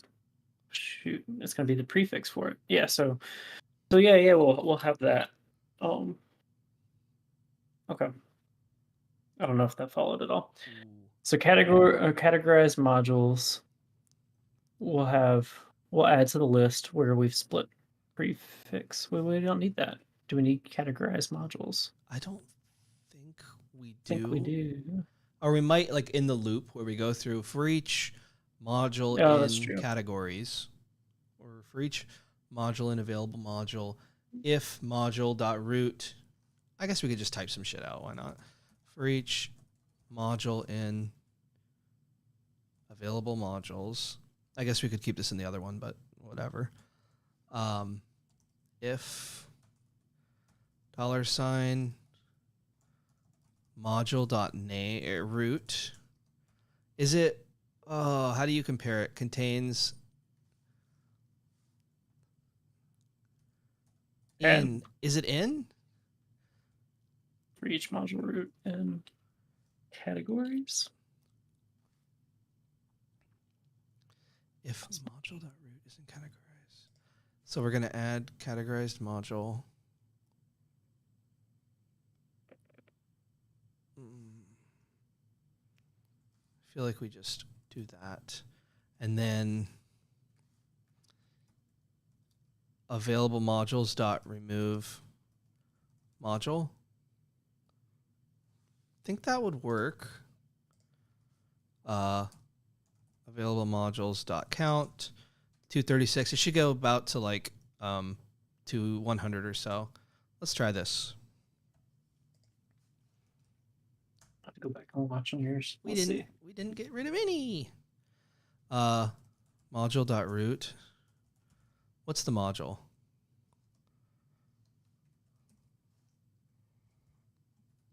Yeah, why not? We'll do this. Go this. Do you have categories defined? No. Maybe. No, I don't think I did. Good call. So we will check categories. Boom. Oh, the stream is behind. I can't watch. Yeah, watch OBS. Can you see OBS? I mean, Discord? Let's see. Yeah, it's just harder to see. Also, Joshua J says, does ModuleExplorer allow you to uninstall modules or find install modules yet? Got some good ideas there. Got some good ideas. Okay. So we got some categories. Oh, I think we did have that defined.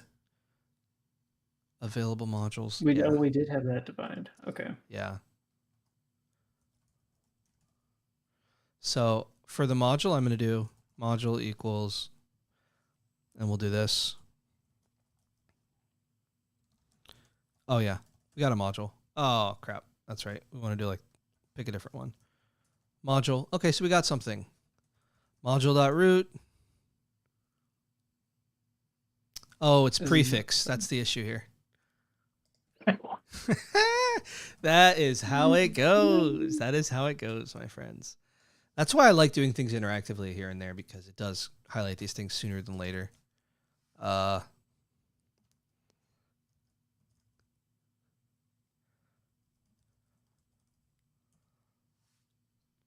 is not categorized modules. If module.prefix equals categorized. I think categorized modules, did that variable already exist? Here. I know how to do that. Clear. Yeah. Boom. We're learning new things today.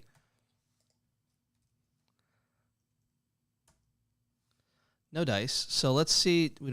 I got to redo module equals bing, bongo, boongo. All right. What's in categories? Is that even right? In categories.name.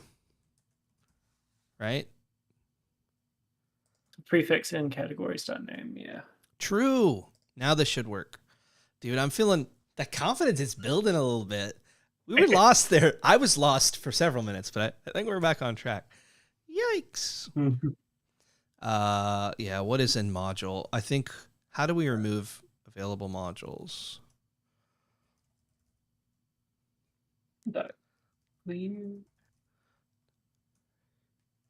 How the freak do we do this? Do you know how this works?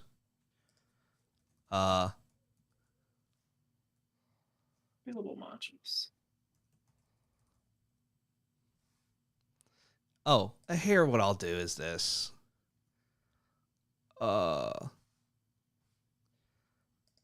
Actually available modules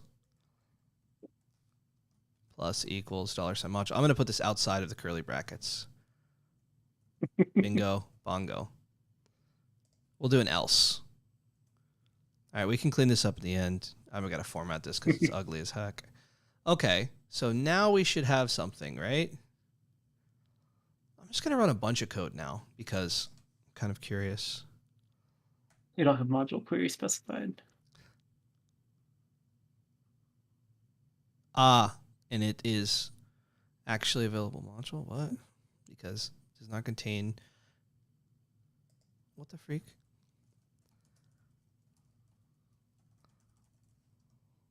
Do I need to define this? Okay. I don't know why it stopped working. What do I need to do here, dude? What am I doing wrong?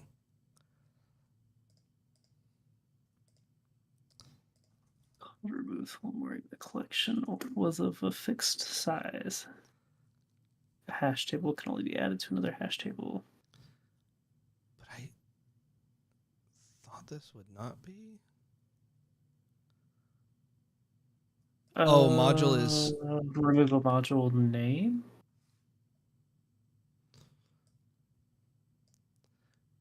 I need to look up how to do .remove real quick.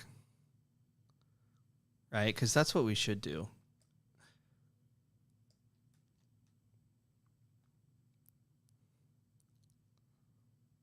We don't even need this bit. We just need to get remove to work. I'm going to Google it. How to remove what kind of object is available modules? Let's find out. Available modules is it a hash table? Oh, it's a PS module object, info. Right? Probably PS custom object. Yeah. Because it's get module. PS module info.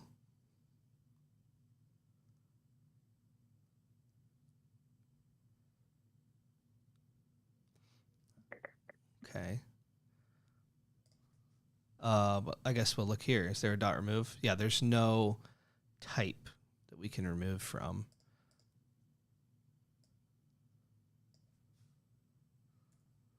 So we categorized modules seems to work.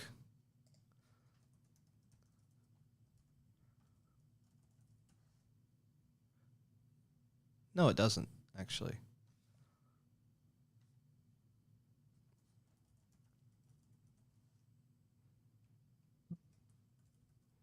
Dude, I'm lost again.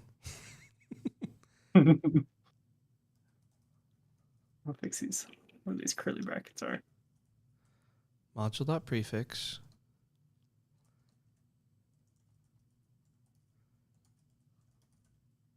So if that happens,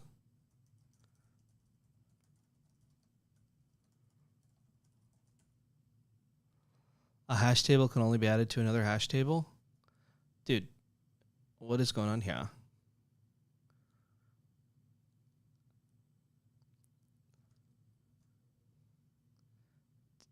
What did we do that was weird? We didn't give any types to this. Categorized modules is a hash table. But I don't think we're referring to that anywhere. Ah, we are right here. Yeah. I think, let's try doing this.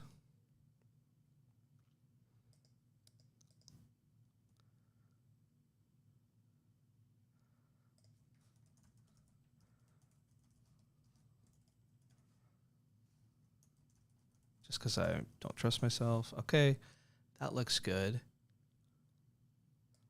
Let's try this again. We know it evaluates to true. And it didn't error. Okay. That's why I don't like hash tables sometimes, is because I'm a lazy boy and I like this method.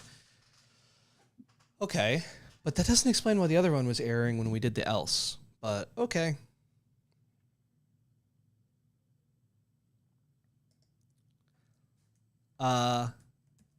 And this is how I do things, honestly. I'm just kind of a lazy guy. Equals. Oh, look at this. That's exactly what I actually wanted, I think. Available modules, where object, prefix, not in category. Yeah, exactly the opposite. Oh, crap. Okay, right? Okay. Where are we storing?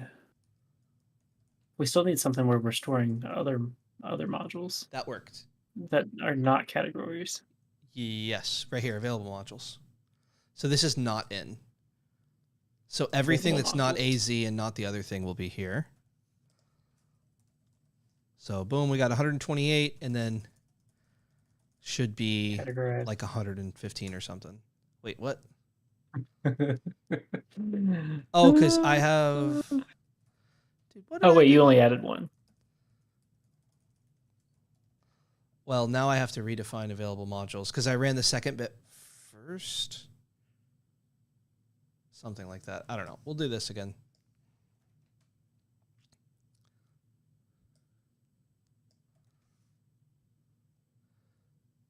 Categorized modules. Why did it come back to bite us again? All right, that's fine. Is this it? PS custom object categorized modules equals.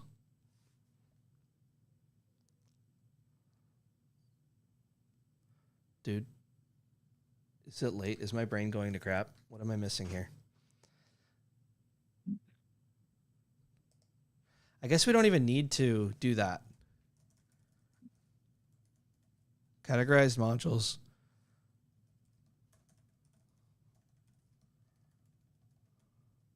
I just realized I'm going to bring this up here because we have a list that we set earlier that we never used. Okay. I think this should do it, right? We don't need that op addition bullcrap.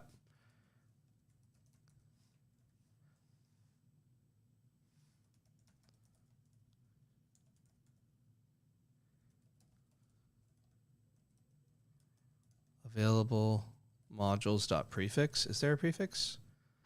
So they do have all the prefixes. Is there an AZ prefix?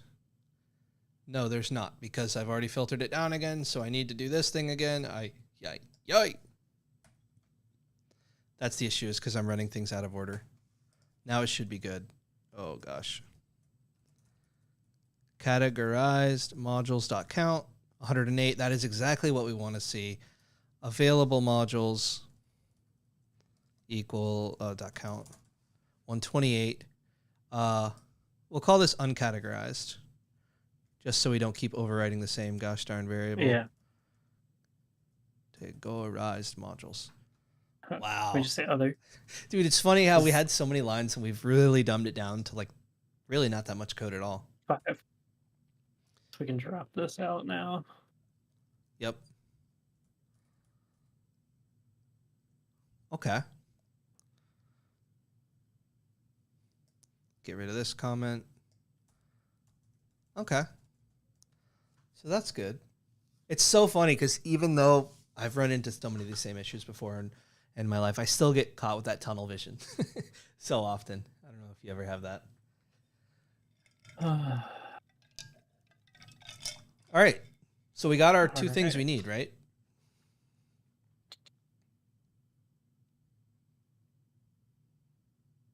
Stuff, right? Are you there? Did I lose anybody? Yeah. Can you hear me? Yeah, you're back. Okay.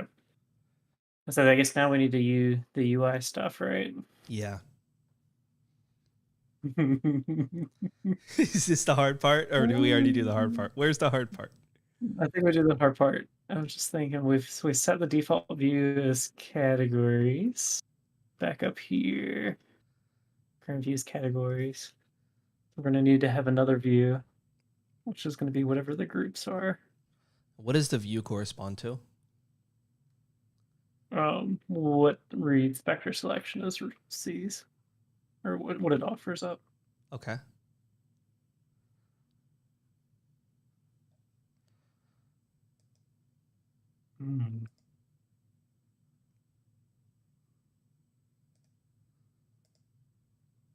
Okay, so we have that.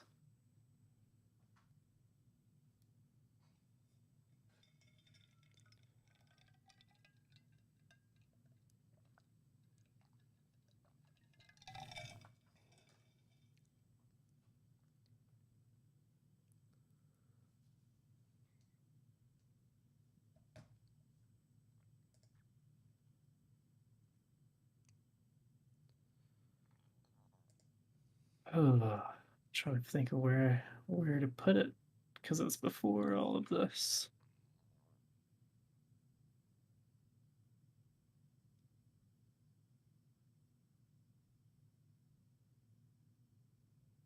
But after all of it.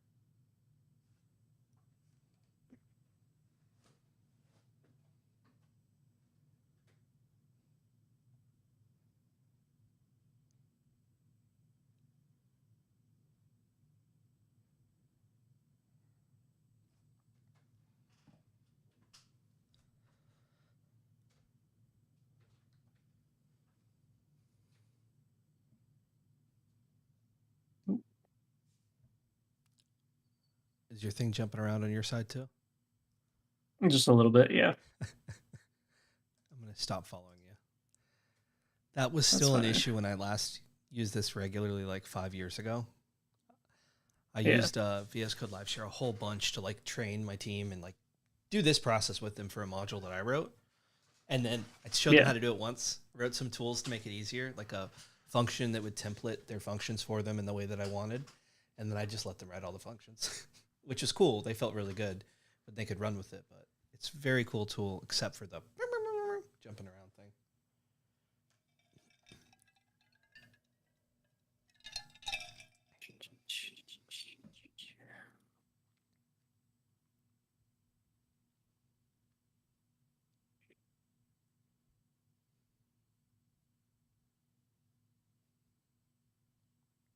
wrapping all this in.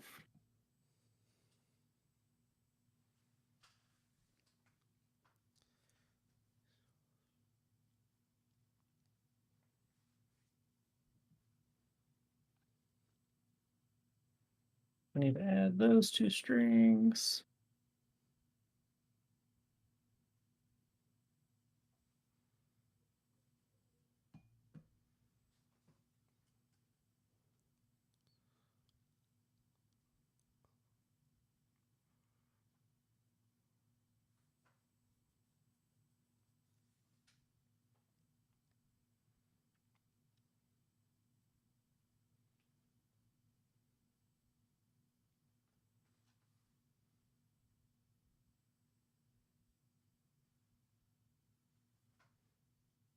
What do we call categorized modules? Categorized modules. Yeah. Thank God. Smart name, whoever named that. You get a cookie. We don't have those sorted, do we? I don't think so.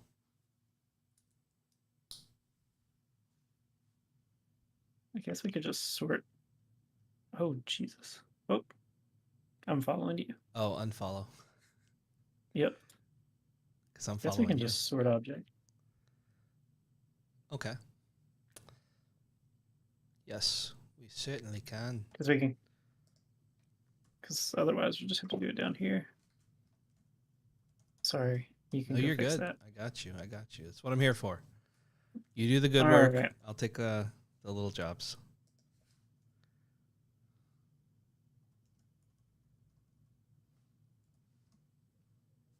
All right, we'll leave it all.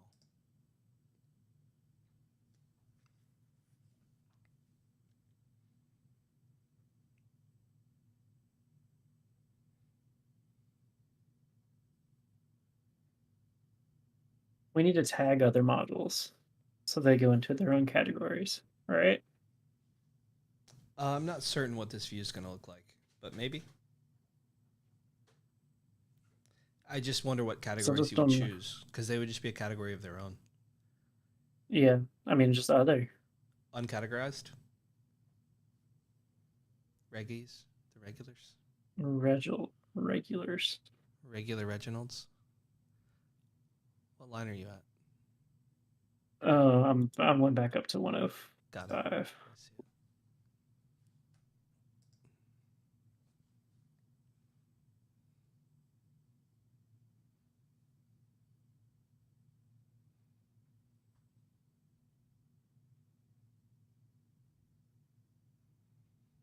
So those are all grouped. And we just need to have a key form, right? What does uncategorized modules spit out? Everything that has only 10 or less of the same prefix. Can you spit it out real quick? Oh yeah, you want me to? Yeah. Yeah. Let's rerun it like this, right? Yeah.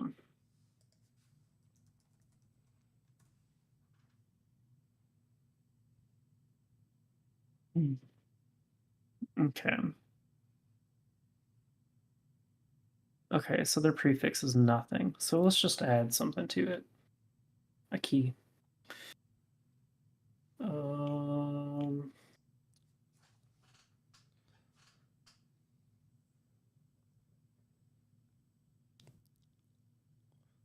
could do it there. Wait. Or you could do it as select object on the other side.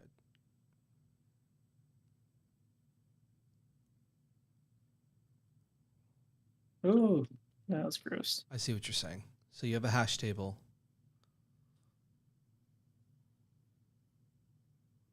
Or other modules. Let's just make it a list. Can you run that? Yeah. And then spit out what other modules is. Yeah. What are you trying to accomplish with this? Just add a key for these. So what I would do... Add another object. I would do select object. Like right here. Same method we used earlier. Mm-hmm. I guess I'll type this stuff. I want to add something to that object, though. Right? Yeah, so a prefix, right? Or a category thing, Not a prefix, just a category. Yeah. Name, version, path, root module,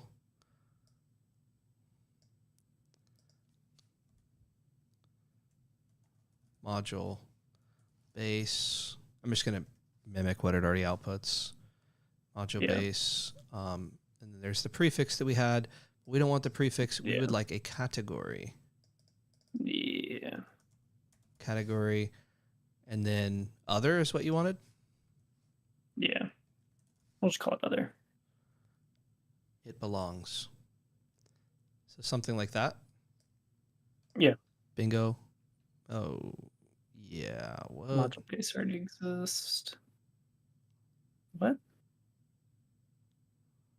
Oh, we need the prefix because the where object won't work. Oh, shucks. What the heck did I do? I pressed Alt-Z.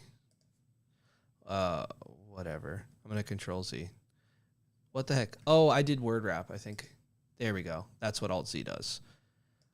Alt-Z on Mac undoes things. Okay, so we will also need... Dude, can I type? What was it? I'm just going to copy-paste, dude, like a smart guy. Where do we do that? Prefix. Oh, not line 92. Yeah. Control-C this time. Make sure we paste it there. Nice, fat, wide line. Wow. That's gross. It is. It is gross. We could splat it if we wanted to, but holy crap. Did I do the word wrap again? No, that was me. Oh, you word wrapped it? I word wrapped it. Oh, just where pipe. Oh, I was like, okay, I'm gonna pull it back. Yeah. Okay. Mid expression pipe. That'll work. Oh, are you still typing? I couldn't see. That's okay. No, just a little old me. Should I run this though? Let's see if this works. Yeah, let's try it. Let's see. Because module base already exists, so I'm not quite sure. I mean, we don't really need the module base. We're not showing it, right? So. Yeah. Oh, you have it there twice. It was over here too. Yeah. Nope, I see it. I'm mad at me, not you. That's how it goes. Oh, look at that. Who would have thought if you write real PowerShell, it'll really work. We'll just do this. And there you go. Category other. Okay, sweet.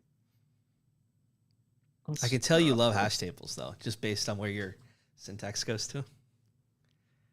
I was told to use them. They're good. All the time.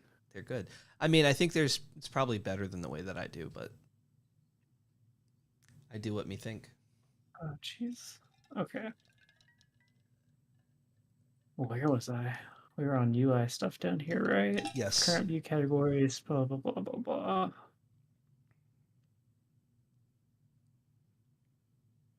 What line? 170. Gotcha. I'm going to follow you.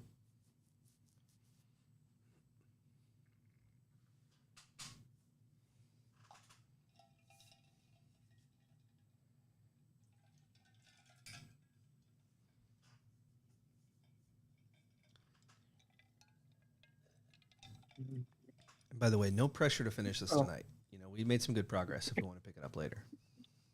That's fine. Yeah, I'm trying to think. We've gone in so many different directions now that I'm trying to remember what all exactly what I'd mapped out to do. Yeah, I would give you some tips, but this part's a little bit. I'm less familiar with PowerShell Spectre console. Yeah, it's really all I'm doing is right now is trying to make sure that I have the 3 categories. That's other whatever the groups are and so on, and then we want to display. I have a thought. Display those categories. I have a thought that might help. I would think that you add another button here, which might be exactly what your brain's going to. Adding another button here underneath like refresh category or refresh list that is like hide categories or hide big modules or something like that. And then that's where we'll run the code where all available modules equals, and then we'll do our filter where we only get the ones that are smaller or something like that. So what I was thinking, so there's back refresh, whatever, and then there's going to be AZ, and And then, I guess what are the other big ones? Graph. Microsoft, yeah. Yeah, Microsoft. And then other, which will contain the bulk of uncategorized ones. Because we have the categories view, and then that's going to be the individual categories. The thing is, we have to keep a variable for those categories because it's unknown right now. So I'm trying to think of how to differentiate. Would this would this make the onboard, like the default experience, bad for people who don't care about this? No, not at all. Okay. So I guess I'm gonna come up. Wait, what line are you on? I'm on nowhere. I'm on your line. Oh, okay. So just think. So we have back. Oh no, I refresh, just typed. And then we have say AZ. This is the categories. The categories listed.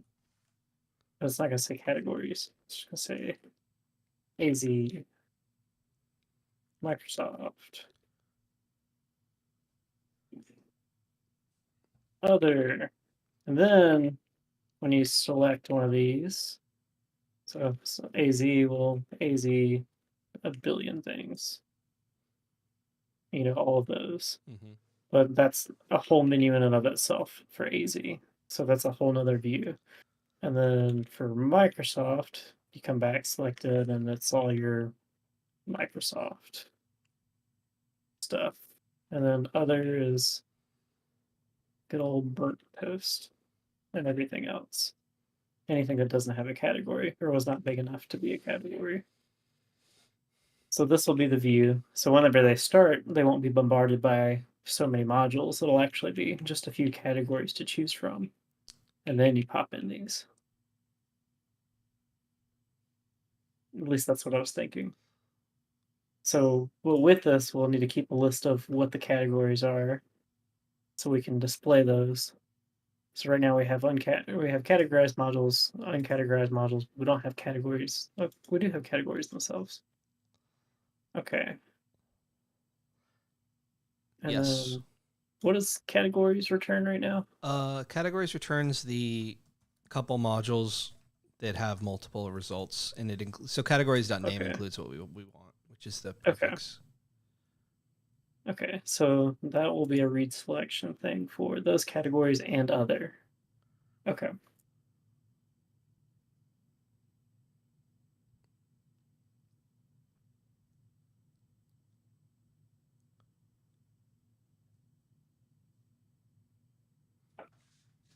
My scratch pad. I'm so confused now.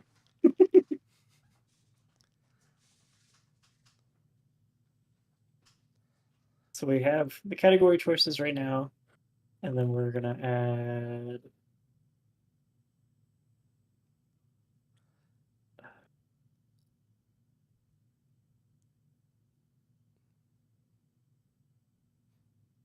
for each.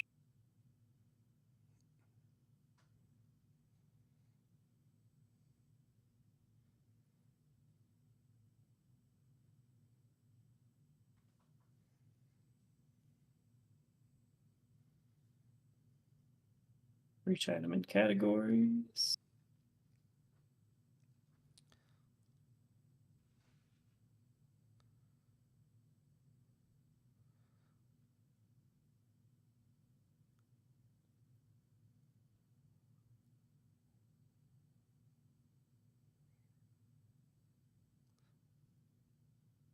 See, my thought would be to add a different button that would change the categories that are shown to hide them completely.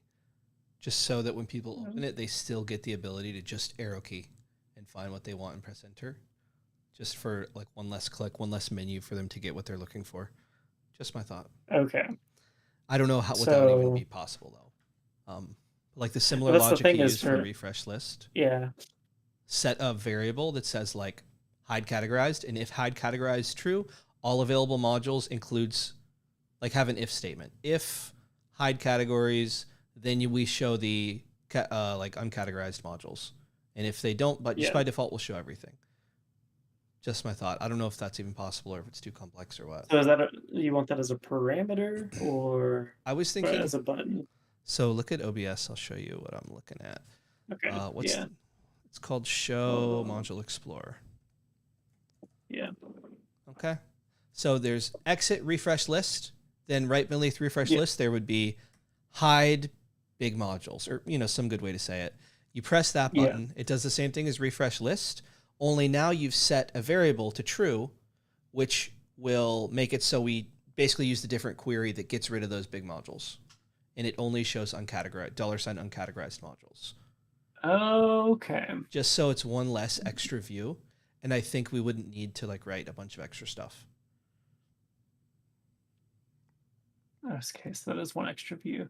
Or thinking, what would you think? Because if so, I don't mind typing some stuff. No, that's fine. I was just thinking. I'm trying to think it through. So that will remove all from available modules. Yes. To see, I guess. Well, that would just remove all categorized modules from the Spectre list. Yes. We just need another selection. So I think it would be. So none of this would matter. Yes. Sorry, I guess it's lower.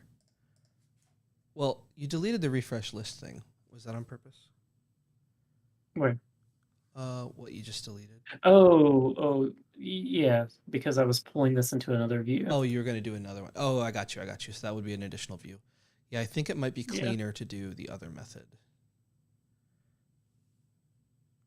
Refresh choice string. I'm going to go back and clean this up. Okay. Oh, you're following me. I'm so sorry. No, it's okay. You know your code better than I do, I think. Not anymore today. We've added a lot of comments. What have we done? I know. We're going to have to clean it up. But yeah, I think we're doing good, though. So, actually, we just need a hide group modules. Yeah. Modules. And we'll keep this one. Let's make it red.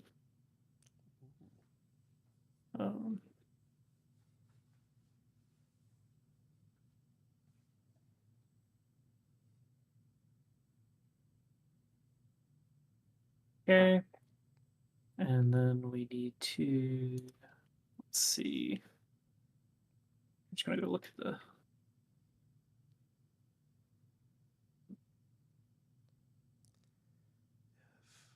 Refresh choice string. Okay, I see. Yeah, simple. Yeah. Can I type? Nope.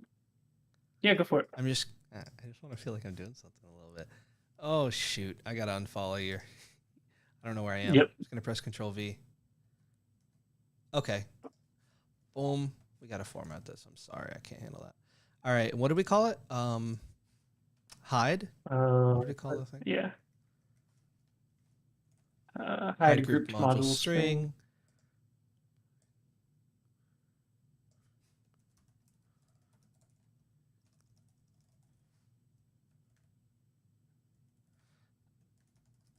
I'm sorry, you can change this stuff. You're good. I'm just never good at thinking of the actual words that make sense to humans. And then here's where we would just set hide big modules equals true. Yep. And then we'd go up to this, because it just reruns the whole thing again, basically, right? Mm-hmm. Okay, so we would go available modules.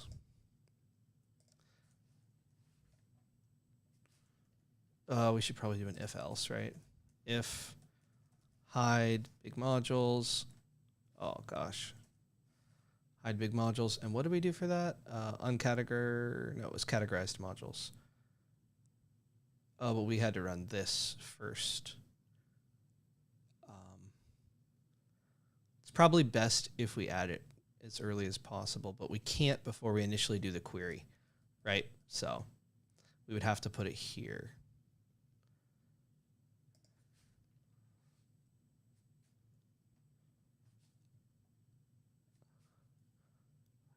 Prefix. Where do we add the prefix? We added it here. Mm-hmm. Okay. And then we get the categorized modules. So, we don't need categorized modules at all anymore, right? Weren't you going to remove them? Yes, we don't need uncategorized modules, right? Well, anyways, we'll worry about that in a second. If $, I guess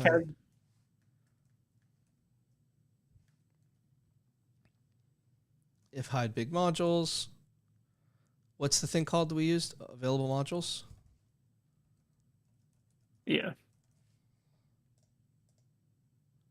Available modules Available. or object Available. Categories name? The freak is categories? Ah, yes. So categories is the big modules. If hide big modules, available modules equals available modules with some filtering on it. And then we're going to close that bracket. And then we're going to go down here real quick before I forget and change this to, it should be toggle, right? So they can undo it.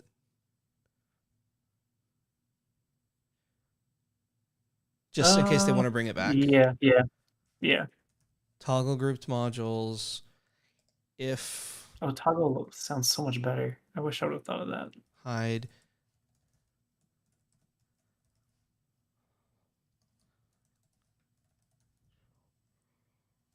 All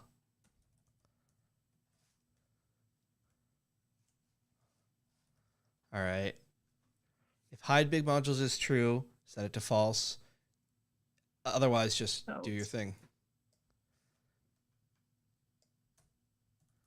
Okay. Sounds like it would work.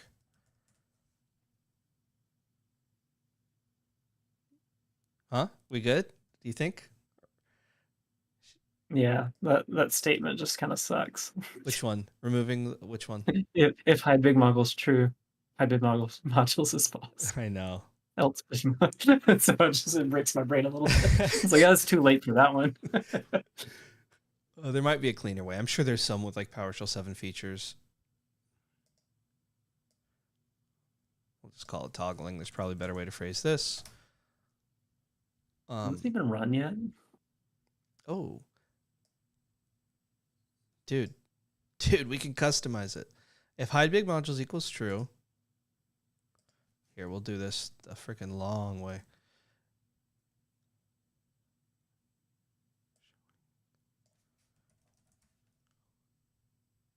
See this? We're all about that customer experience.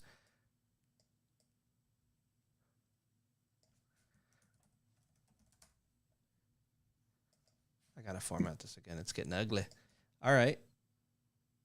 Does this seem all right? Are we on the same? I think so. I think it's looking all right. And then where'd we go to set that? You're not following me, right? No, I'm lost. All right, I found it Okay. though. Uncategorized modules, which we're not even using, right? Uncategorized is not used right now. You want to do your little comment trick? Okay. Now, I think we're looking good. If hide big modules, available modules equals this. Want to try it? Yeah. Save it, right? Control S. Then we're going to need to the PSD one, right? Copy path. Why? Oh, okay. I think that'll work, right? This is how I... I'm so I just usually use import module -force. Yeah. But you have it installed, don't you? Yes. I'm going to have to close this and reopen it, or just do this. Import module. There's the full path. We give it a force. Oh, you know what else I like to do every single time, just so I can sanity check? What's that? -verbose on the import module. Okay. Because it just shows you when it imports things. All right. Show ModuleExplorer. Dude, if this works first try. Can you imagine? There's no way. Not with the night. No, that's just not. Come on. Come on. All right, query all my modules, check them out. Let me know what you think. Ah, okay, that's simple. Wait, though. That's simple. Oh, that one's fine. That one's fine. Oh, that one's fine. I press enter. Yeah, no available modules found. I think that's because available modules. Module query. Min modules for category. Let's see. Let's see. You do have a lot. I should put a loading here. No PowerShell. Dude, what did we do wrong? Module lookup to map display names. We'll just run this stuff just to see what's up.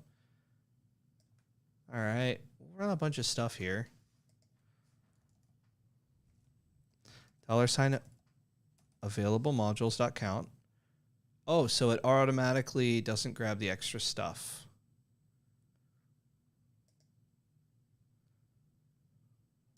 Module query. Wonder why it's doing that. I'm going to close and reopen a new session. Pro tip. It's probably not affecting us at all here, but it cannot hurt.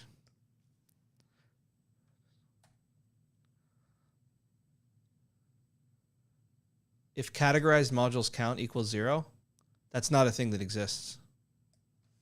Right? That was whenever we were doing yeah, not anymore. So I think that code doesn't need to be there. And then there's now a module query is going to be defined, and we'll actually be able to find things. I'm just going to think that that's going to work. I'm here. Sorry. I said it's kind of annoying whenever you lose a brace, but I'm here. Sorry. I said it's kind of annoying whenever you lose a brace, but I've deleted an extraneous brace at the end, which actually will probably break things because this is a function. So we're going to actually need that ending one. I'm going to press Control-Z a couple times. Okay. Just so we get back to where we were. Isn't that fun? Because I think I deleted something we should not have. I did not delete an extra bracket at the end of this. So let's find out where that is. It's blue. Did I pass it already? It's a big blue. Down here. Okay. Holy crap. So we can get rid of this? Dude, we're deep. We're deep in this. We should have made commits as we went. Oh, well. Let's just see. Nothing bad could happen to me. Wait, we were pulling out that whole if, right? So yeah. This that one. Okay. Yeah, but I needed to get the trailing bracket from it because I only deleted the top and then it failed to run. All right, we're going to save that. We're going to go here. We're going to hit this. We're going to hit that. It imported this time. That is a good sign. It's going to import. Come on. That's okay. We know exactly where to look. It's the simple area. So let's keep running code. I just kind of jumped out because I was having too much fun. All right. Available modules. What happened here with my terminal? All right. Just as slow. Whoops. 236. We're cooking. We're cooking. For each module. All right. So we grab some categories. Boom. If hide big modules. Okay. So this isn't going to run. It's going to do nothing. That's good. All right. This is not good.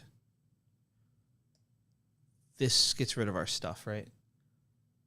Because we already have categorized modules defined as we'd like. We don't.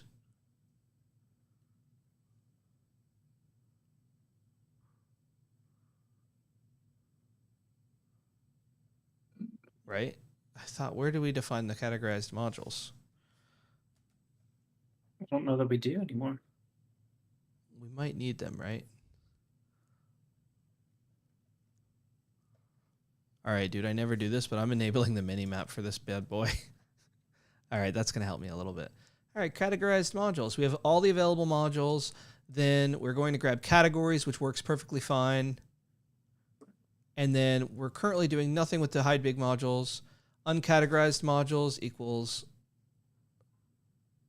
available modules. We're currently not doing with anything with uncategorized modules either. We don't need this code either. categorized modules equals categorized modules. Yeah, I don't think we need this because we're finding the ones that have more than 5 using a different method. I'm going to delete this code, or I can comment it out for you. I know you like I always comment just because. Yeah.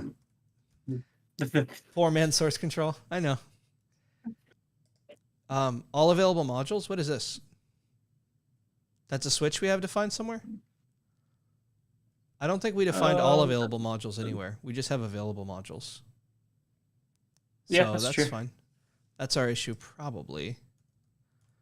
For each module in available modules. All right. Hold on. We also have that one there too. Here. Thank you. If not all available modules. That actually prompted it. Go ahead and save and run it again because that's the error you received.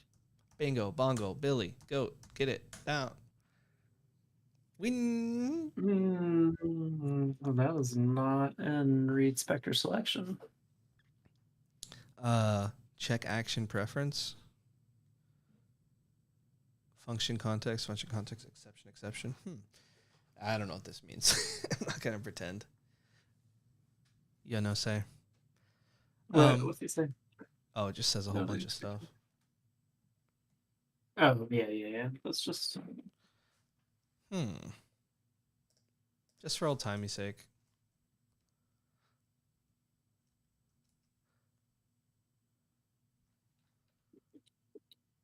I mean, I had it before like this. I'm going to guess it has something to do with the dictionary we're using at some point. Let's just keep scrolling through. So if not available modules, there's an issue. That's not what we're running into. For each module and available modules, let's just try running this. See if we get an error. And then this, and then this, and then this. That looks pretty good. So it's just going to output a module to the string. Let's do it for all of them, though. Is available modules defined? That didn't have an issue. For each module, version string. Oh, this is the checking stuff. Well, this is kind of duplicate, right? This we don't need anymore either, right? Does the same thing. I'm at 144. No, I don't think so. Yeah, I think we wrote that today, and we're not using that. It's the same thing. It does a for each, and it defines these two things. Module lookup. Yeah. I don't know what module lookup is. Yep, that's defined there as well. We'll get rid of that. We don't have a current view. Exit, refresh, boom. Module lookup.clear. Does module lookup do anything? Are we calling module it lookup anywhere? Was the initial hash table. Ah, yes.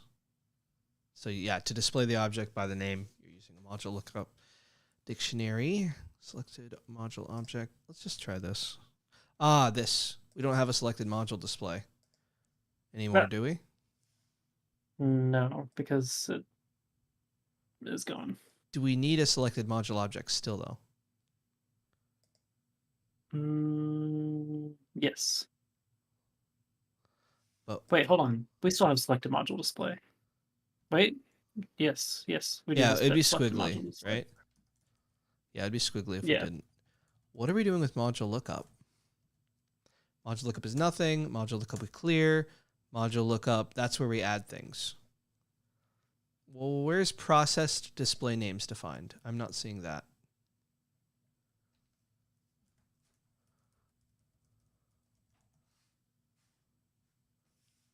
See, we're talking about a variable that doesn't exist. I think. It's blank. Nope, that's up here.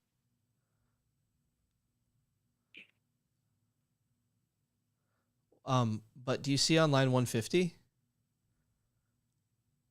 Like there's nothing in process display names.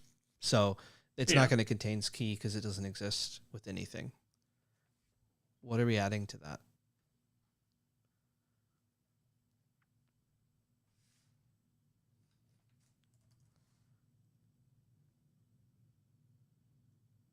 Module lookup display name plus display name, process display names. Where's process display names?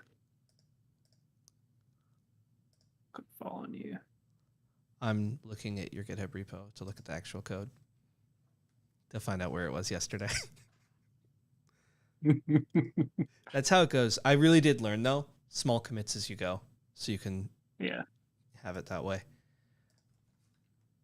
What's it called? Module process display name.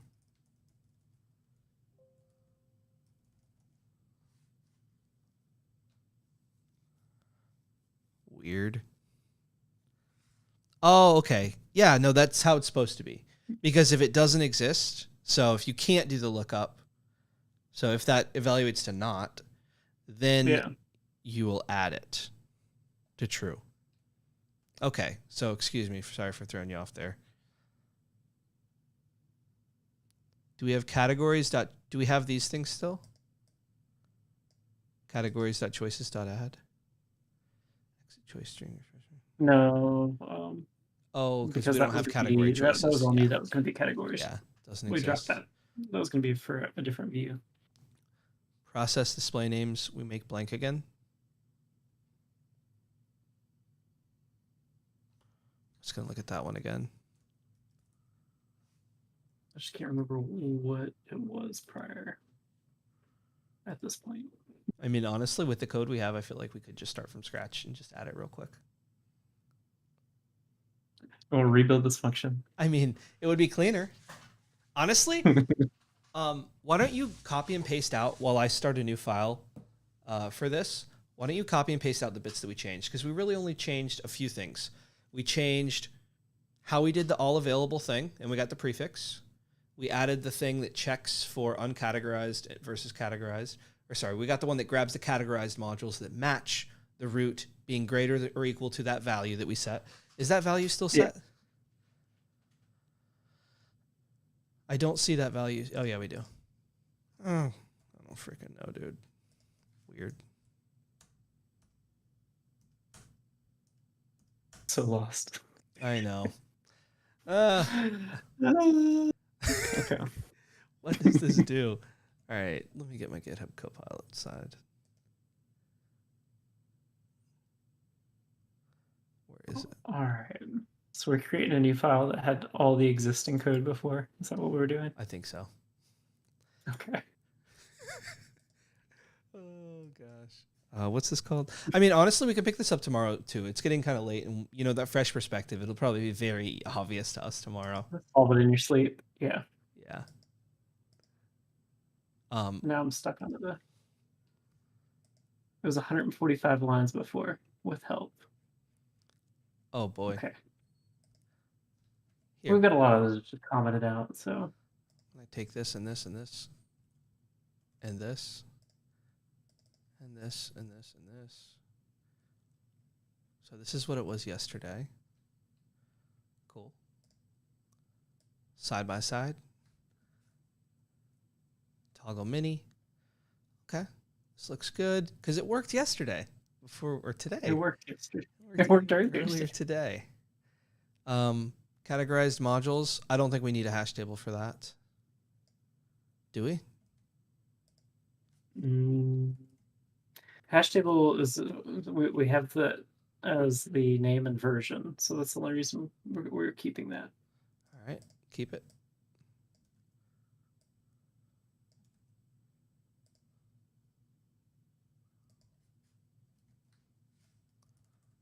All right.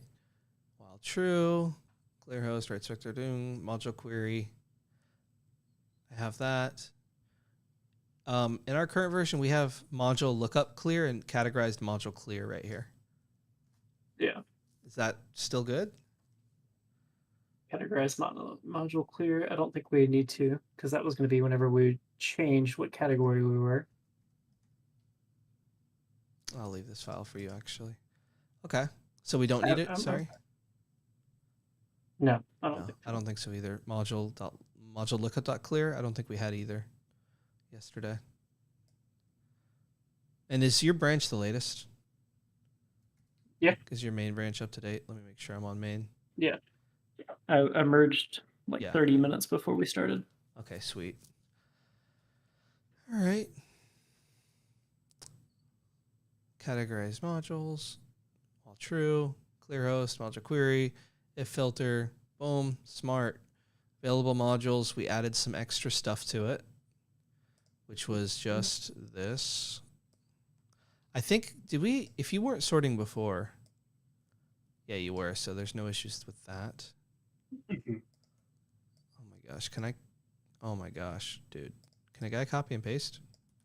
All right, and we're going to leave this as a big old one-liner for you, okay? Make you happy? All right, it is. Does it show me the width? Oh, 200 wide. That's okay. Nothing to see here. That's within the... Yeah, we're good.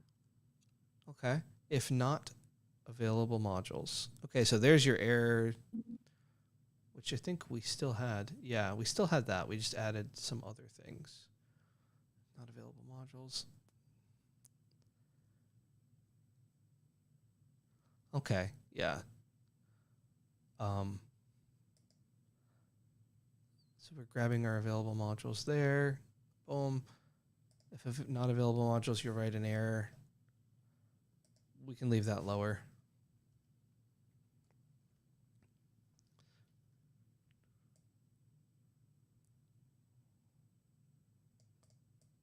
And I think we already have a for each somewhere, right? For each module and available modules. Yeah, 104. We'll add that. That was handling duplicates. Yeah, we're going to add categories there. Wait, what? No, not in the for each. Wait.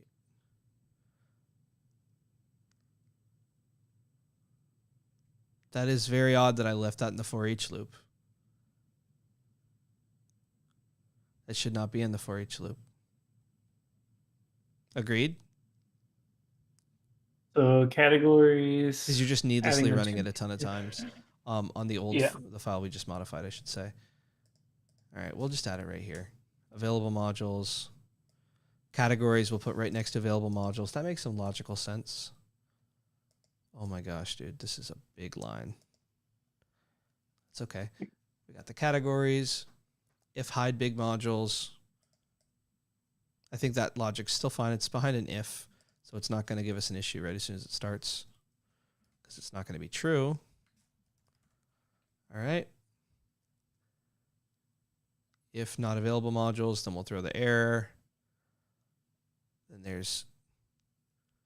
So we have a new for each loop for the version string, which I'm not sure we need. Do we? For each loop for the version string? Line 146 on the old file. Old file, line what? 146. Or, yeah, the one we edited today. Oh, yeah, we do. That's your logic with the new guy. Or not the new guy, Sam. Yeah. The new contributor. Yeah. Okay. Prompt title. Select a PowerShell module to explore or exit. Write Spectre rule. Installed modules. I mean, that stuff still looks good. I think what we did add was select the PowerShell option to explore. Prompt title. Selected module display. Module choices. Where did we add the thing about toggle grouped modules? There we go. Hide grouped modules. Refresh. Choice string. Hide grouped module string. Module choices. We will need to add this one as well, right? Oh, yeah. The hide group module string. Okay. Process display names, which is your for each loop, which doesn't look like existed or in the same spot. Prompts title. See, boom, that looks good. Now we need to write a Spectre rule to say toggle, right? Or do we already write that to the thing? I don't think we write it anywhere, do we?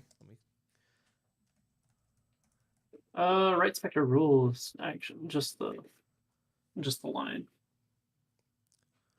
Where it says installed modules. What line? No. I said it's that horizontal line underneath on the display. Oh, you're talking about like here, write Spectre host. Write Spectre host, yeah. Gotcha. So it was a if selected module display. Oh, equals... it's this thing. Oh yeah, it already exists. Yeah. We'll add another one for this. If hide big modules equals true, else hide big modules equals true, hiding the large big modules. The last bit looks pretty good. Okay. Now for here, while true, if hide big modules. Okay, I mean, this looks good to me. YOLO? I mean, this is how I play right here. Big time. Does it pass everything? Oh, good call. I mean, we can just try and define it real quick here. Oh my gosh, I pressed F8, not F5. No. Oh, we're stuck here for a while. Okay, there we go. Let me make sure I save it. It shows as red. What is this? Question mark? Okay. Missing argument. That's okay. This all looks good to me. Okay. Let's send it. No problem. Let's send it. I would love to know what silly error we made. Dude, did I... That was the figlet text. What? Did we just break something? I didn't... What? Wait, is this still untitled? Oh, you just calling the functions. Yeah. No, I copy and pasted it. Do you see me in this now? Yeah. Okay, so line 42. Let's try it again. Yeah, line 42, it says there's an error. What the heck? Dot notes, right? That looks good to me. For some reason, it's triggering on the comma. What? That's weird. That is weird. What is? There's like a character in the beginning here. I don't know. I got rid of it. The comma's probably fine. Just take it all out. Maybe it came from something. I don't know. It's probably from... listen, we don't need to worry. If it works, it works. And we're going to make this work, okay? Would you look at that? We did it. We did it. Yay. Toggle grouped. Oh, shit. Oh, the AC was still there. Let's see. I think that we might be adding it. What? Yeah, it's all still there. Do we need to define the Boolean first? Or I don't think so. Because it should loop it. Oh, while true. Yeah. So while true. So imagine it goes through whenever they hit that button. It should be setting things to true. I don't know how we would debug that easily, but okay. It should set things to true. We could also make it like output to a file that it's set to true, whatever, some kind of crappy way of programming, but that's all right. Minimum, boom, boom, boom, while true. All right. Available modules equals this. Boom. Categories. If hide big modules, available modules. I mean, let's just try running this, make sure all this still checks out. Bingo. Run all that.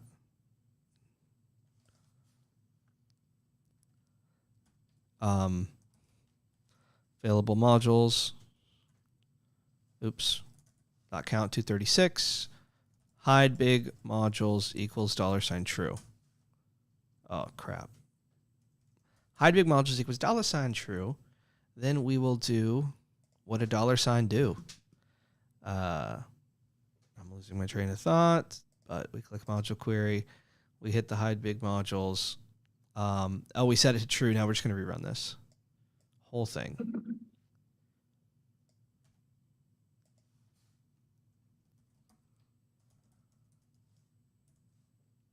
Seems to work. The freak.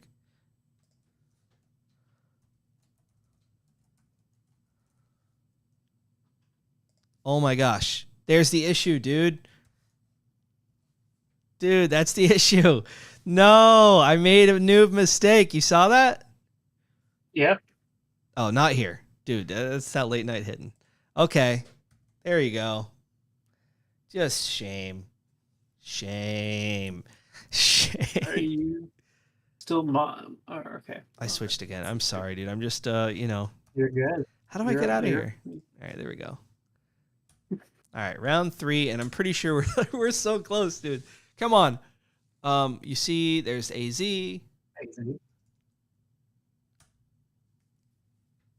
Okay. So it returned. That's okay. Only categorized, which is the opposite of what we wanted. Okay, but that's okay. It means we're really close to what we need to do here, which is just go right back here. Yeah, just this, just that. Look at this. We're here. Dude, we're here. We did it. All right, I pressed escape a couple times. No dice. Then I press Control C. Okay.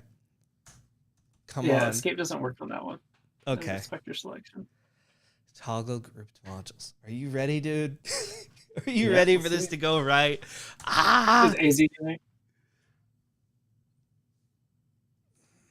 Oh, we need to sort afterwards.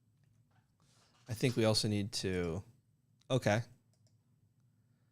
Wait, it does sort. But not on anything. Name. There we go. So this is before the while loop. I don't know if this is going to do anything. Okay. My brain isn't braining. But you see it's hiding it by default. Yeah. And then showing it. AZ. Kind of cool. So it doesn't show up by default, which is kind of, I think it might be because, I don't know. They don't look like they're scoped incorrectly, but. So for. Now this looks good. We're about to fix it. We're about to fix it. We fixed it. Just I had big. Oh, hold on. It works, right? It says hid big modules. But come on, it works, right? Where's the... It works. Yay! So the null doesn't do anything, right? The null doesn't do anything. No, it doesn't do anything. Yeah. Okay. No. We can get rid of it. Good. It's like not... It wouldn't matter. Okay, so hold on. Let's go one more time. Did you change that? You typo fixed it? No, I didn't. You want... I got you. Check this out. Where does it say? It says hide. No, it was the one at the top said hid. Maybe this live view is a little bit behind. Okay. I think we're okay. Okay. You got me scared. All right, let's check it out one more time. Lend me your eyes. Tell me if you can see this all right. You see this? By default, yeah. All right, looks pretty good. I'm going to import the module. One step at a time, Mr. Deering. All right. We're going to run this. Are you ready for this, good sir? Let's go. I sure hope it works. All right. This is a lot of Oh, AZ, I could be stuck here for all daisy. Get me out of here. Do you have a solution that could help me with this? Joshua Deering, what should I click? I just want to see the relevant modules. I don't want to be inundated with Azure bullcrap. How do I do that? So down at the bottom left, you see there's a Windows icon. Yes. You click that and click shutdown. Don't tempt me.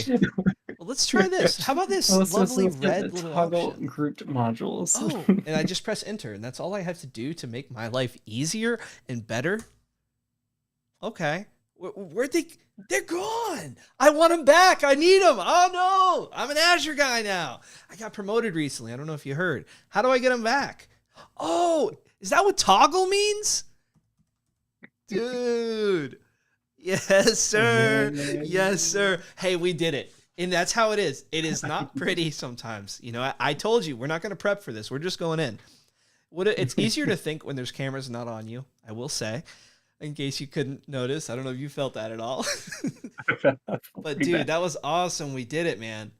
I kind of like that. What do you think? Let's look. It looks great. Do you want to change the color? You tell me. You're the designer of the two of us. Red feels harsh. Yeah. Cyan's already taken. How about aquamarine? You know my birthday is in an hour and 10 minutes at this rate. Really? Yes, sir. You got a PR request for your birthday. Yes. All right. Are we going to submit it? Are we going to build it? Dude. Well, I thought you want to make the color a little bit better. Yeah, let's make the color. I don't know. What color we want? What is it now? Red?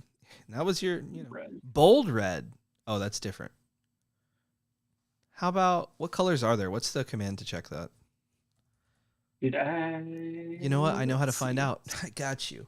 Vector colors. Default colors. Get demo colors. There's turquoise. Oh, let's do turquoise. Turquoise too. Oh, the scroll view on the left might need some work next. Okay, I'm coming. What do you mean scroll view on the left? So if you look at my screen here, I want to go low. Yeah. Oh, it does work. Oh, they're just a little bit wide, but I can go like beneath the buffer. See? Yeah. It's okay. It's whenever their name is or larger than the panel. I didn't find a good way around that yet. It's not a showstopper, man. All right. What color would we like, though? What's the good one? Turquoise too. Is that how you spell turquoise? Dude, it's like tortoise. That's one of the C's called turquoise. Turquoise. It's not in anywhere.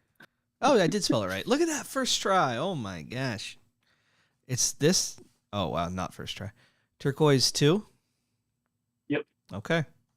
Save. Alt-Tab. Mess it up once. Try it again. Control-C. Get the heck out of there. Click this. Click that. Click this. Oh, no. You lied to me. You lied to me. You think my heart needs that at this stage in life? I'm getting older, man. Oh, that's an accent color. We can't do that, apparently. They listed as color. Oh, what happened to good old gray? Because it's kind of like a hidden thing. Okay. Well, let's just see how it looks. We'll see how it looks. No judgment. In creative endeavors like this. All right. Oh, look at that. Yeah, it's a little gray. You don't need to see it. You should go past it until you run into an issue and you look deeper and you discover what is in front of you. Dude, pretty good. How you doing? I mean, we did it. I'm glad we freaking got it. Woo! But that experience that we just had, I've had a very similar experience many times where it's like, oh, you're cooking. You're just getting started. You renamed that variable 3 lines ago wrong, and then you're going to run some code and realize it. And then, yeah, good stuff. Also, I think with a file this big, 2 people editing, maybe slightly chaotic, but it's good. So I would just warn people who are trying to do this with coworkers, just be mindful with such big files because it can be really hard to keep track of it. One, with just you, but also if you're jumping around with them, at least for me. Yeah. Oh man, we added a lot of stuff.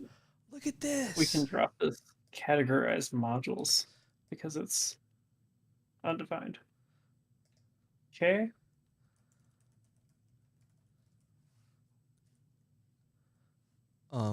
Okay. Let's see. Is that all of our PS script analyzer?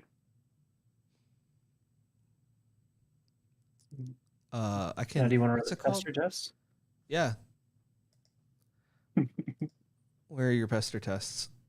Oh, dude, it's been a while. Do you have a build script?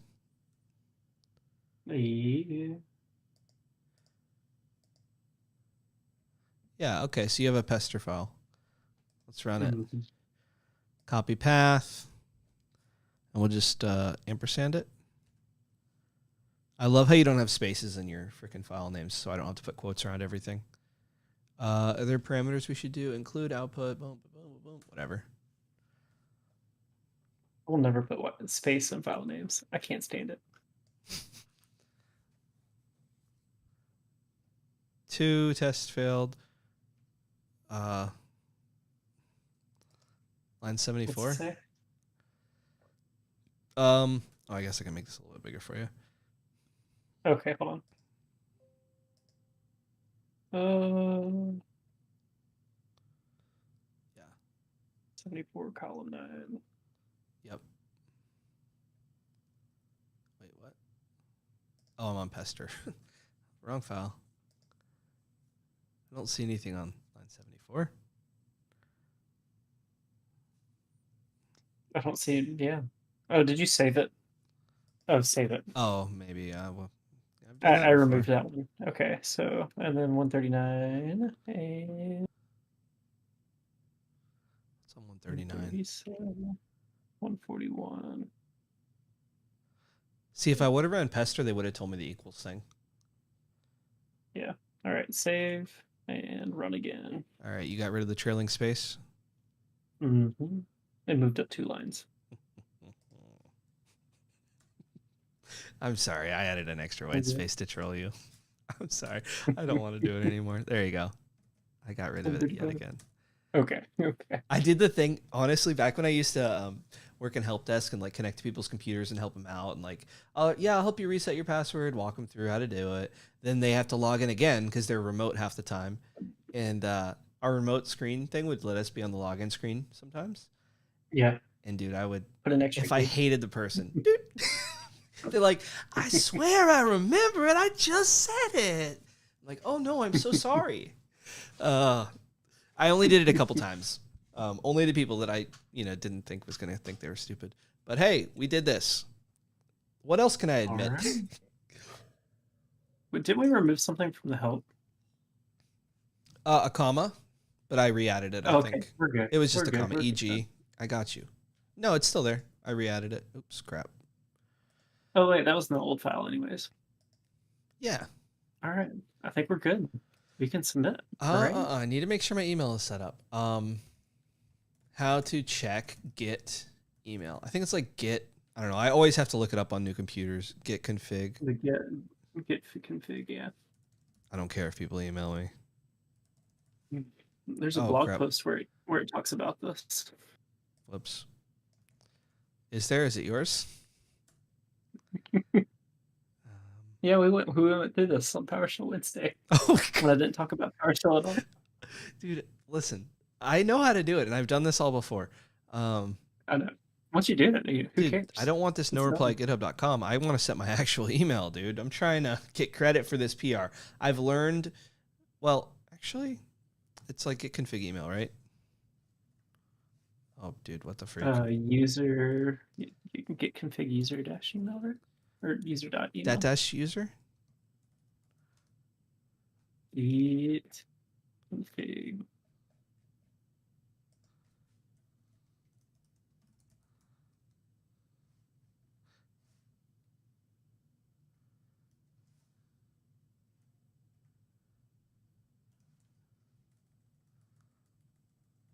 Because I contributed to WinUI Shell, and maybe PowerShell Run, and I didn't get credit because I wasn't logged in with my email. Oh, yeah, fix that. Yeah, I mean, the other one, wow, placed it, really? I even have GitHub giving me crappy nicknames now, dude. On the webcast they're doing a roast tomorrow. I don't know what it's going to be like of me. Yeah, a birthday roast, right. Roast and toast. It'll be 33? 32, yes, sir. 32. Yeah, there we go. That's right. I forget. I'm a little bit older than you. Oh, Grandpa. Yeah. I used to be young. I'm still 32. You're my wife's age. Actually, she is 33. Whoops. Sorry. She might be watching, so. My wife is 33. Yes. So added.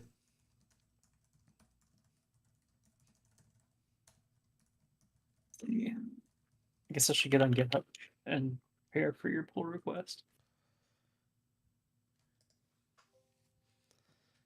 Man, what a day. Oh.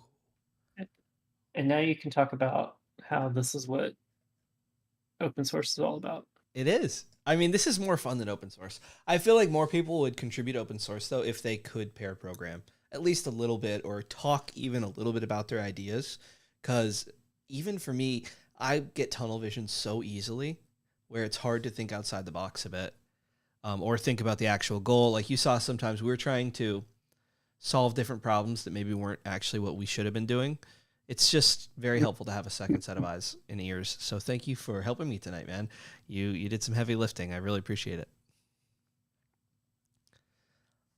Did I submit it? Oh, I just committed. Oh, I need a sync. Duh. Dude, it's late. Oh my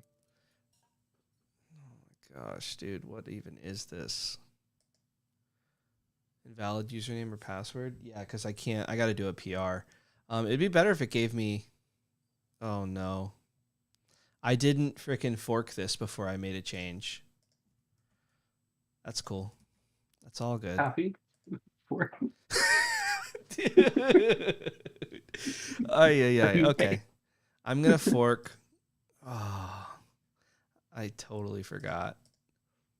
It's been like, well, I have contributed to open source more recently, but for something like this where you have to fork and all that, I usually already had them forked. All right.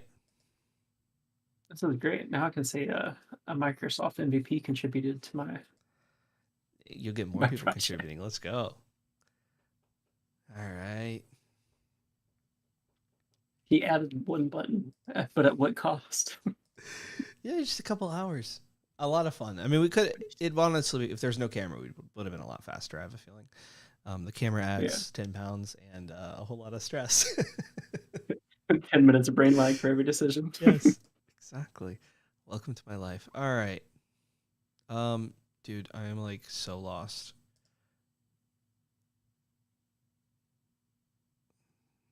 How do I even make a thing? Screw it. Let's open it with GitHub Desktop. I don't even have it. Did Micah stick around with us for this entire time? Oh, Josh. What's up? Programming. Is that just like more than 2, right? I gave a talk on pair programming once. I should be better at it. I'm just going to try Bingo, Bongo, Billy, Bob Thornton. Click here. Oh my gosh, I don't even know where I'm going anymore. Got to click a new tab because we need one. CD ... Boom bang. I forgot to type in git clone. Dude, how do I make a fork from here?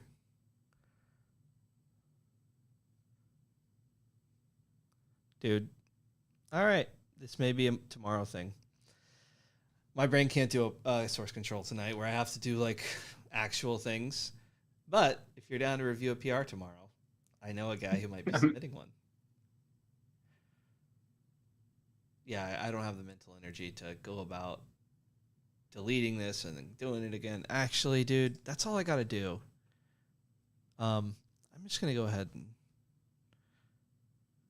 bingo, bongo, bingo, bang, boom. Just in case. We'll just delete this whole repository. Actually, do you have directory? Temp. The correct file set? No, we're good. We're making a new file folder thing here. What did I name this? Why did I do that? Oh my gosh. Whee! All right. Code dot back. Or just code dot. New window. Open up that code. Thank you. Thank you. Thank you. Click on. Yeah, I trust these guys. Click on this. Click on this. And then that. And then this. And then that. And then this. All right. We're just going to get rid of all that crap. Save it. Boom. We made some changes. All right. Oh, and it took away your credit. Oh, no shame if I don't add it. Oh, that's cool, Josh. Yeah, I guess like that'd be cool if like in stand-up someone has an issue, they bring it up. And then like you just, hey, let's mob it afterwards. Like kind of a general practice. If people have issues, mob then. I've done, I mean, it wasn't programming all the time, but that kind of thing where there's like every single day you'd bring up the big challenging issues and you would kind of group think it a little bit. Sometimes it would lead to a lot of coding, but depending on the issue. Added toggle for big module. I'm just making things capitalized for no reason.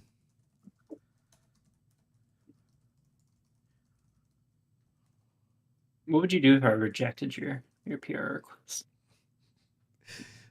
I would cry. Oh gosh, always.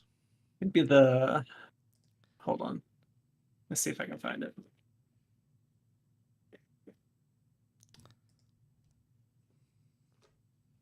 We're going side by side.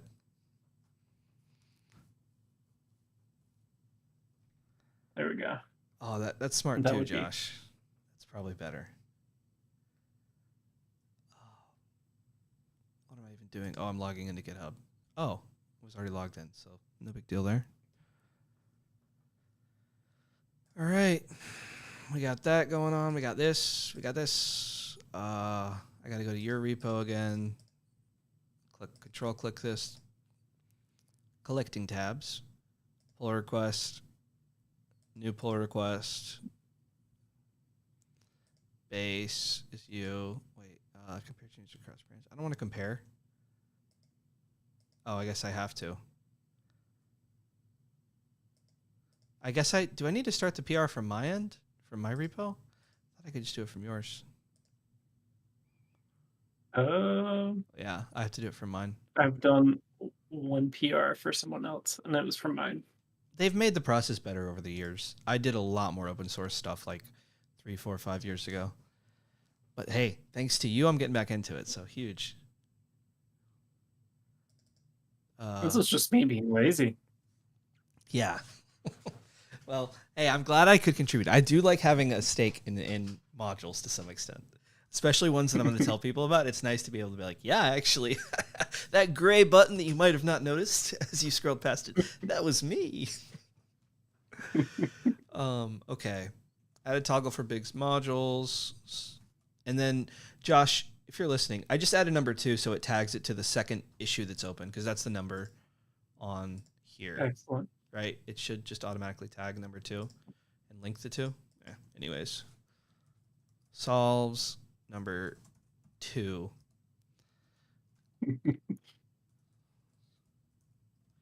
Dude, why am I typing everything caps?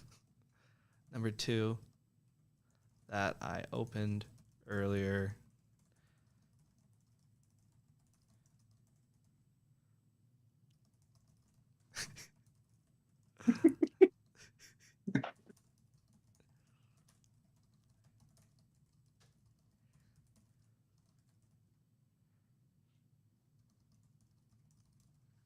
All right.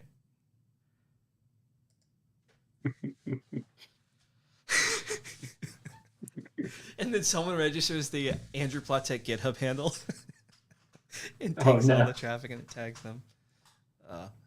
Okay, dude, I can't believe that worked. See if it works on your machine, though. I'm curious. It's broken. Dude, my heart can only take so much. I still don't know why we got that one random issue, but it's all good. I think if this were to be like work code, we would have probably talked a little bit before and like actually planned things out. Like the tip you gave on the PowerShell podcast, pseudocode, baby. Mine is a whiteboard. Oh, why does yours say first time contributor? Oh, for this module. All right, are you trying to hate on me? What if I was? What if I was? I was just surprised.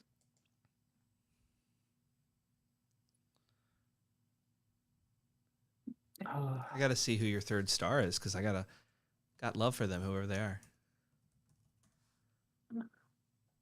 Sam Erdy. Yeah. Sam.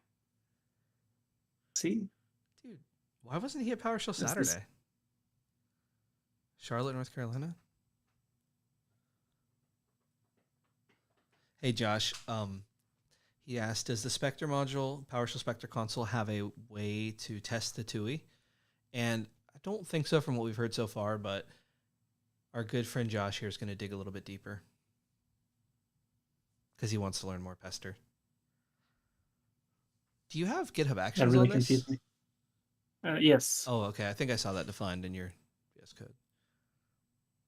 Validated, completed. Excellent. Now we can merge.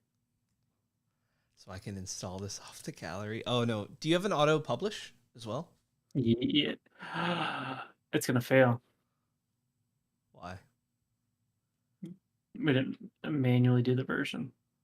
Oh, yeah, that makes sense. If you're going to increment it. Sorry. But it's already pulling. Whoops. I can do that real quick. I said that as I did that, I was like, wait a second. No, well, he has an auto version. Fred has an auto version, but I don't have it turned on. Yeah. I haven't read into it enough. Yeah. I guess I should do it on my end, huh? Submit a new PR. I think I can come back, right? Is there a way to correct this? It's not going to work, right? It's not going to pass your build if it doesn't pass that test. Yeah, it's not going to build. Yeah. Okay. Yep. PowerShell Spectre console 2.3.0 is still good? I was just going to do 1.4. Wait, really? Or 0.1.4. No, for you. I'm talking about for PowerShell Spectre console. Just if we wanted to update it. And we don't have to. Save it. Contribute it. All good. Wait. That was just set as the PowerShell Spectre console just updated today too. I think I saw. Let me see. I think I saw a push for it. It says 2.3 on 0 on the gallery. So okay, perfect. We'll leave it at that. Incremented module version. Boom. Bingo. Bang. Commit. Sync. Oh, I'm going to have to do another PR. Because I can't commit to main. Sorry. No, it's okay. It's good practice, honestly. That's what we tell everybody is you got to do the thing to do the thing.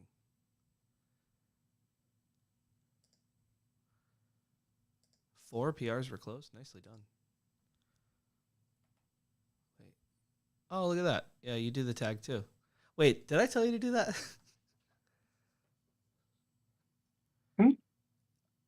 Oh, closed. Excellent. That was the other one, yeah. Pull requests. New pull request.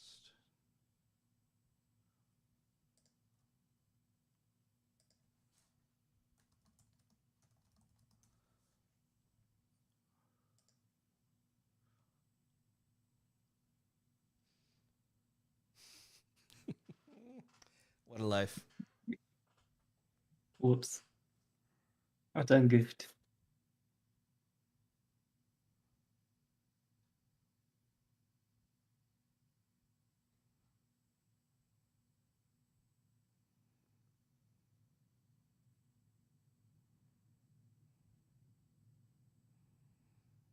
Well, I am proud. This is the first stream I've done where I've actually accomplished what the goal was.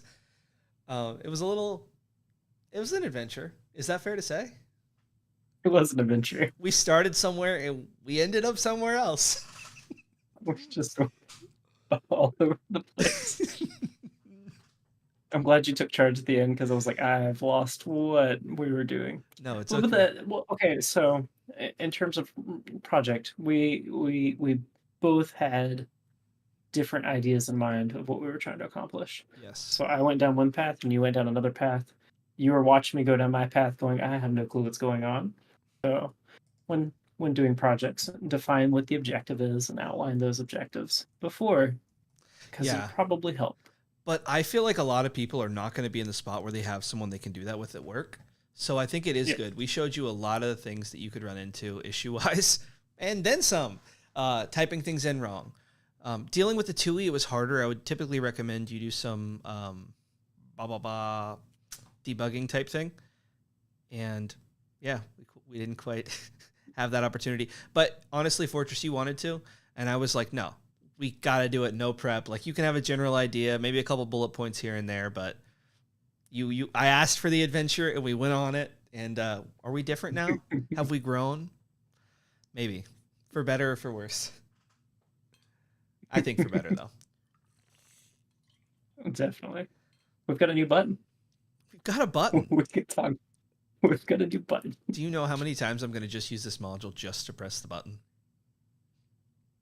Probably a lot. Ooh, next thing we got to add. I need that was something we should have done that would have been easy. Parameter. for loading modules is quite fast on mine because I don't have as many, but on other people, we need to have the interactive PowerShell Spectre has it where you have the interactive loading thing. Oh yes. Next time. Hey, I'm down. I'll be around this weekend if you want to hang out more. That one's, I think, like one line. Hey, all right. Well, no easy wins with you, huh? No, I'm gonna do it, and I'm gonna get that. Let's say, hey, publishing to the gallery. It's built, so you can go pop up on the gallery, and it should show up soon.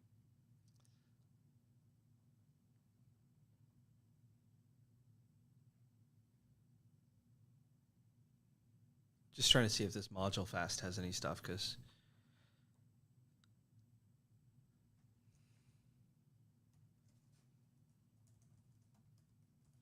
let me know when it's up there.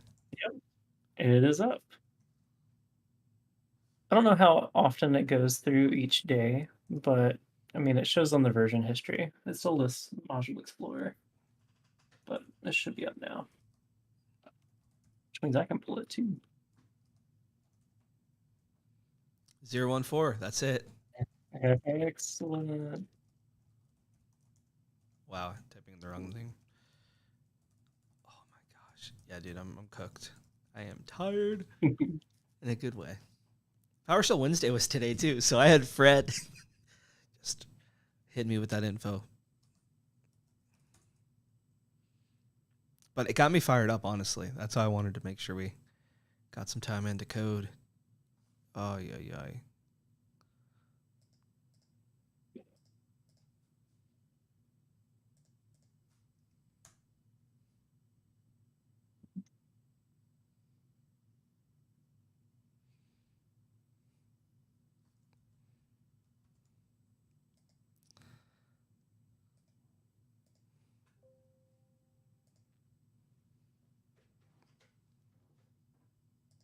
And I have it, and it works.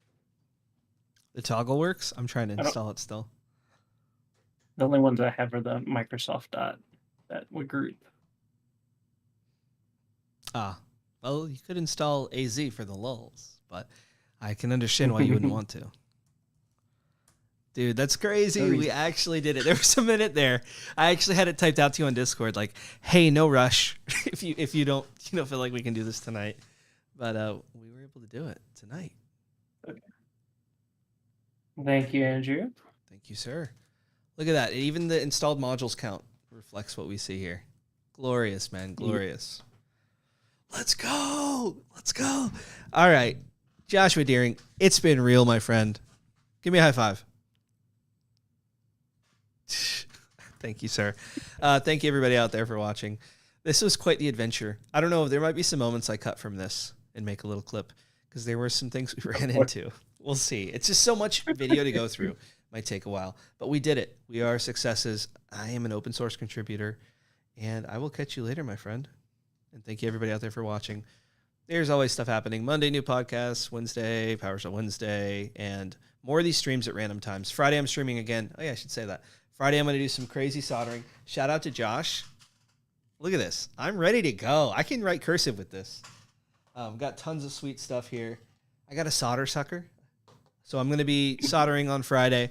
And honestly, 8 p.m. kind of works for me this time that I've been streaming at. So I'm going to keep doing stuff, keep learning stuff, having fun, probably failing a lot, but also winning sometimes, like we won tonight, baby. Yes, undefeated tonight. So awesome. Well, thank you. Thanks so much, Josh, for being willing to do this. Put yourself out there. Get on stream. I know it's not the easiest, and you didn't die. We survived. We made it through, man. But all right, man. Appreciate it. Yes, sir. Thank you for joining me. For sure. Take care.